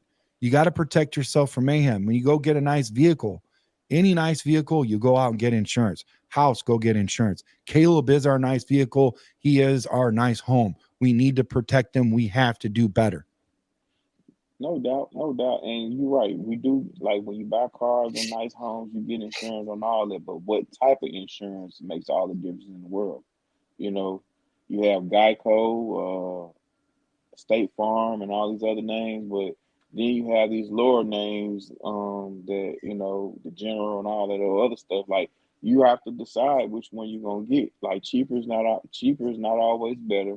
You know, having, like you said, malpractice may be a little strong at this point of it, because some of the things we have to put on I don't know. our That's young pretty quarter. cheap when you go out and draft a guy. That's pretty cheap right there. But look Yeah, at lowest pressure rates. I mean, those guys are right there. When we unpacked and we had the pre-draft mock drafts and all that, and who we would like, we did a bunch of mock drafts on here. I don't know if you guys remember, but we were doing mock drafts every freaking night. There was a list of guys on here: Amarius Mims, Jordan Morgan, the center, Joe Alt, Bortolini even came up. He's number one up here. I mean, man, it just makes me sick that we didn't go out and get this guy. We've got to change something now. Caleb cannot afford to get hurt. You see what happened to Tua over there. Man, we listen, can't have that. We cannot have that. Caleb, Caleb has to do the job as well as, what I'm saying, getting rid of the football. Like, listen, I'm with you all the way. The offensive line is, what I'm saying, the Achilles heel of this team. Yep. But, we have, play calling helps. Getting rid of the football helps. Like, we have to do things, and running the football especially helps. We have to do things to support, this offensive line, to make them look better than what they are, week by week, until we fix it, you know. And again, we cannot, we can't, as fans, we cannot, you know, be excited with all the offensive weapons and then complain about, the O line. Like, the Rome wasn't built in a day, and you're not going to build, a championship caliber team in one off season. You know what I mean? I think the coaches have done, what I'm saying, have been very inconsistent offensively. Offensive coordinator, he's been very inconsistent in play calling. Like, he wants to be fancy when we don't have the personnel for that, up front. So And I don't. in one breath, we're protecting the coaches, which you've done. But in the same breath, we're saying the coaches have to do better to help put our terrible offensive line in better positions. And I will point to Debbie Tuttle. She was in Honey Bear. She was one of our very last cheerleaders. She's an amazing woman. She helps out with a lot of people, including Mongo, and she needs help herself right now because she was in a terrible accident. But Debbie, we love you, and we know you love us. She says, agreed, the coaches are in trouble with their jobs. We need this win badly. The 85 Bears didn't make the money that the players make today. That it's all about money and not the love of the game. The Bears need to do better, and agree they need to protect Caleb Williams. They've got to do better, man. This is it. How long has it been since we had a real quarterback? And right now it's just terrible that we're not doing that, man. Kyle Bolton wants to know one thing. What do you think it would take to get Brandon Schreff, away from the Jags? What do you think it would take, Darius? Honestly, what's your gut telling you? Love you too, Debbie. For me, uh, I wouldn't go maybe a late fourth or fifth round pick. Like, I'm not doing anything beyond that. So you You would know, rather have a 32-year-old receiver in Keenan Allen, give him a fourth, but not a guy that could possibly protect Caleb? A fourth? I won't do it. I just That's the won't do it. problem. That's the problem right I there. won't do As soon it. as we got Rome, everybody was excited about Rome Odunze and forgot that they all wanted an offensive lineman and a quarterback. The minute we get him, we talk about going out and get an edge rusher. We get excited about a Keenan Allen who's had a problem with his heel, and now he's finally back, and he's had one nice touchdown and a couple nice picks. But all the while, Caleb was running for his life, and now we have a guy in Brandon where we could go out and get him for a 4th-round draft pick, and Darius will not give up a 4th-round draft pick to protect our future franchise quarterback. But, hey, make no mistake about it, I understand what Darius is trying to say. I just don't agree with it, because I'm more concerned about the health and wealth and the growth and development of Caleb. And unless he stays healthy and his pocket is clean and so is his jersey, we're not going to get further, even if we have guys like Rome in the building for a 4th-round pick. I think we should look at that, an offensive lineman, and then we should really look at that and consider that, because in the 4th round, what are you going to get as far as an offensive lineman? Are you going to get somebody that's as polished as Brandon and is going to be able to teach these guys the NFL way and help them game plan? I think that that is a need in the building. But I agree to disagree with Darius there, but I understand what he's saying. He values those picks, even though we have a lot of them. We have a lot of draft picks this coming year, not like we had last year where we only had 4. No, like I said, man, I mean, you ain't gonna build everything up, you know what I'm saying, in one off season. And the offensive line is a critical part. I'm not saying that it's not, but we have had success this season scoring points and having an effective off season, even though the line is terrible. You know, like I said, play calling play calling helps this, you know, and it's effective. And we've seen it. You know what I mean? We've seen it. And we have the guy. And, you know, a lot of times, like last week, he got sacked twice. Okay, that's pretty decent.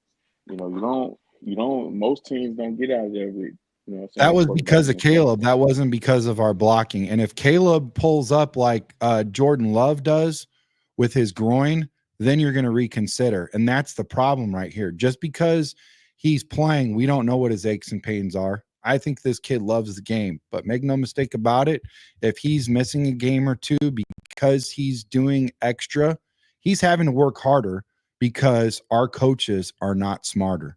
He's having to work harder because they haven't put him in position and they're stunning his growth. They need to do a better job, and they need to be held accountable. If a quarterback, they will throw a quarterback under the bus faster than the word of God. They will kick a field goal kicker in his teeth if he misses that kick. But yet we need to go protect our GM. We need to go protect ownership. We need to go protect our coaches instead of hold them accountable. Shame on that idea altogether. It's not always on the damn players.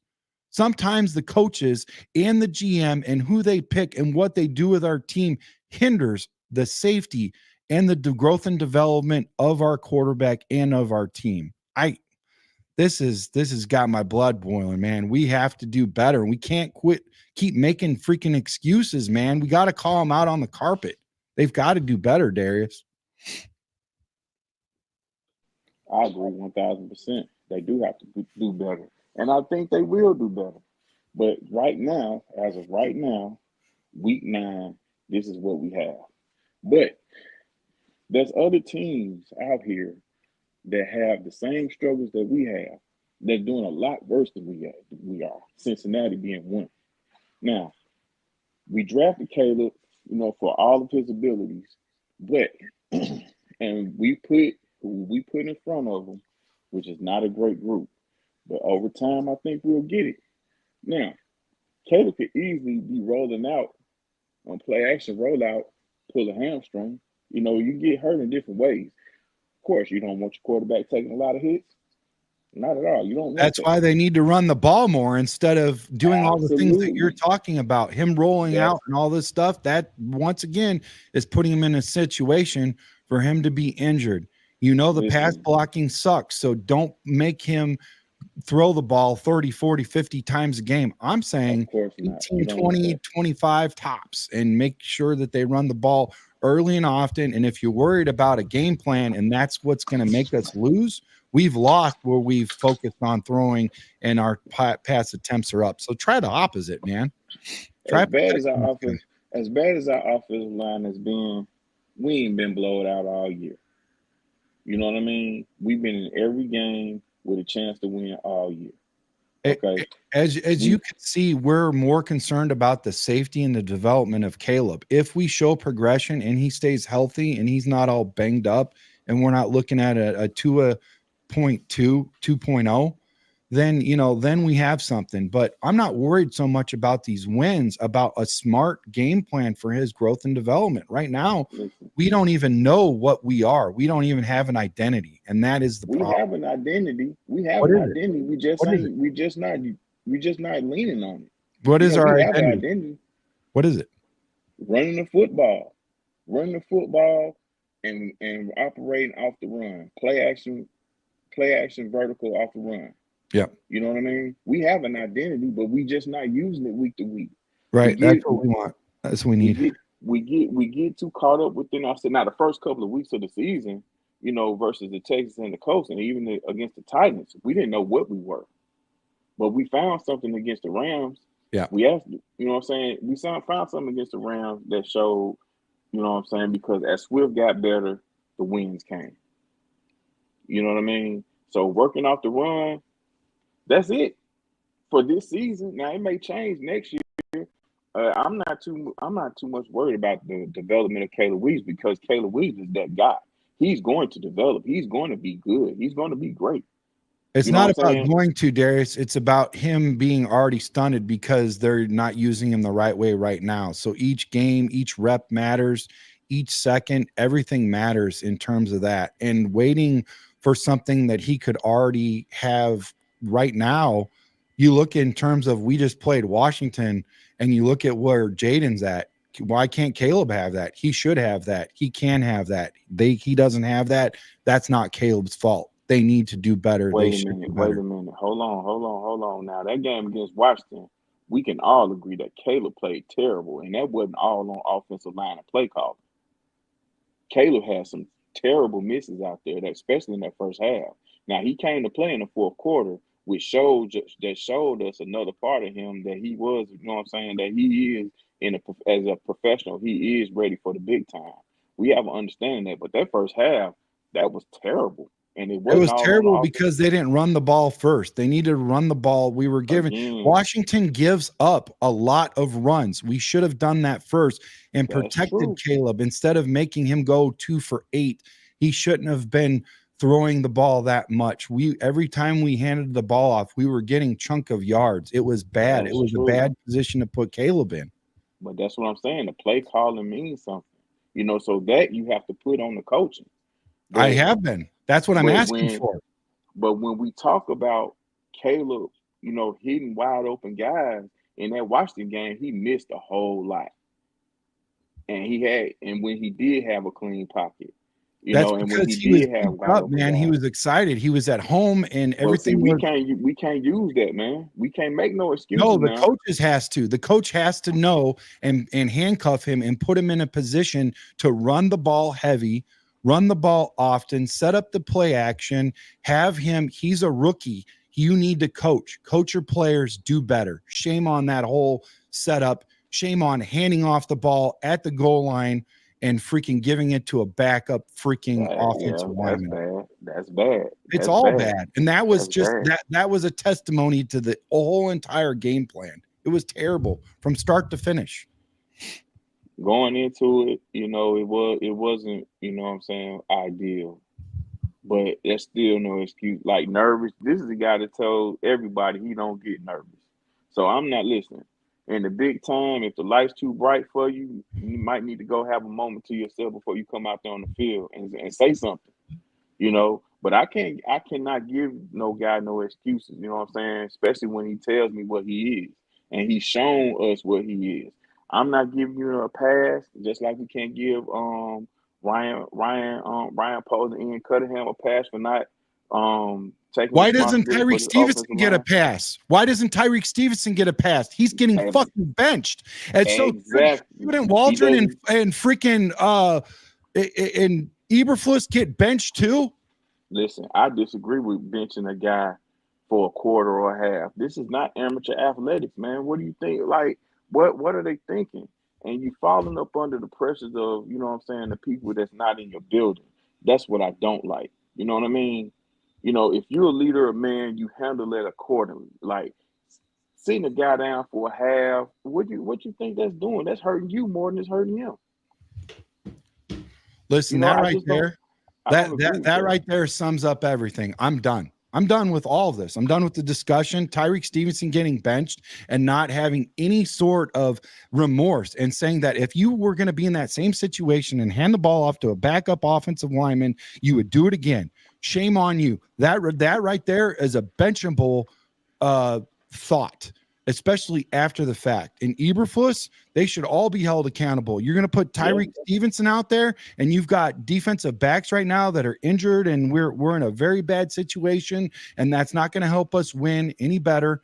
And whatever you're doing the whole thing is asinine. And this is my whole problem. The systemic problem is that the coaches are holding back our players, and that's not what they're to do. They're there to empower and elevate these young men. They're not there to hold them back, and they are holding them back, and they can do better and should do better. And that's what I was saying about Caleb in this Washington situation. This game plan from the very beginning with Caleb, where they had him throw 50 passing attempts, to where he started off rocky, but everybody knows that if you run against Washington, you're going to win. Set it up to win, put them in positions to win.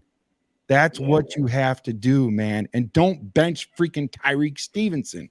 Bench freaking guys that call stupid plays like that and allow it to happen. Bench a freaking coach that has had his arms wide open because he sees Tyreek Stevenson over there, talking to the fans and all of that kind of stuff, and out of position. And he's supposed to be back there in the back instead of tipping the ball up, tipping it down. Call the timeout before any of that happens.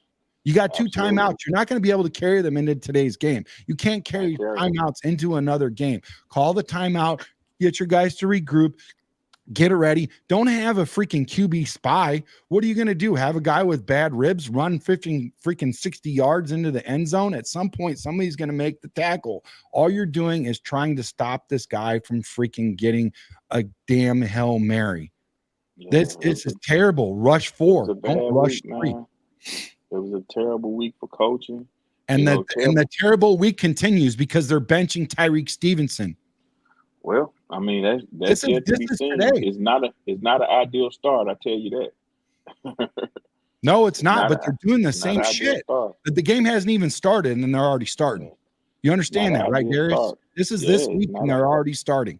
It's not an ideal start, but those other, whoever replaces him, those 11 guys on the field, on the defense, is going to determine, largely how this weekend goes, as well as the other guys on other 11 on the offense. Only thing you can do is understand the situation and try to play through it. The offense, 15 points is not, what we're looking for. We have to generate more scoring. The defense has pretty much done their job. They've held guys under 20 points all year long, regardless of who's been in the lineup. Now, maybe they feel like they have a little leeway because, Tyreek was out for a week and we still did well. But if a guy's ready to go, he needs to play. But the offense has to come with it this week. I'm not really solely concentrating on the defense. The offense needs to come with it this week, and they need to show those offensive coaches need to show that they're competent coaches and they can get the job done. This is a week by week thing right now, and then as far as sustainability is year by year. So we just got to get it together, man. The best way to get it together is not bench your best defensive back outside of Jalen Johnson, because Brisker's out and we need him. We need him to play.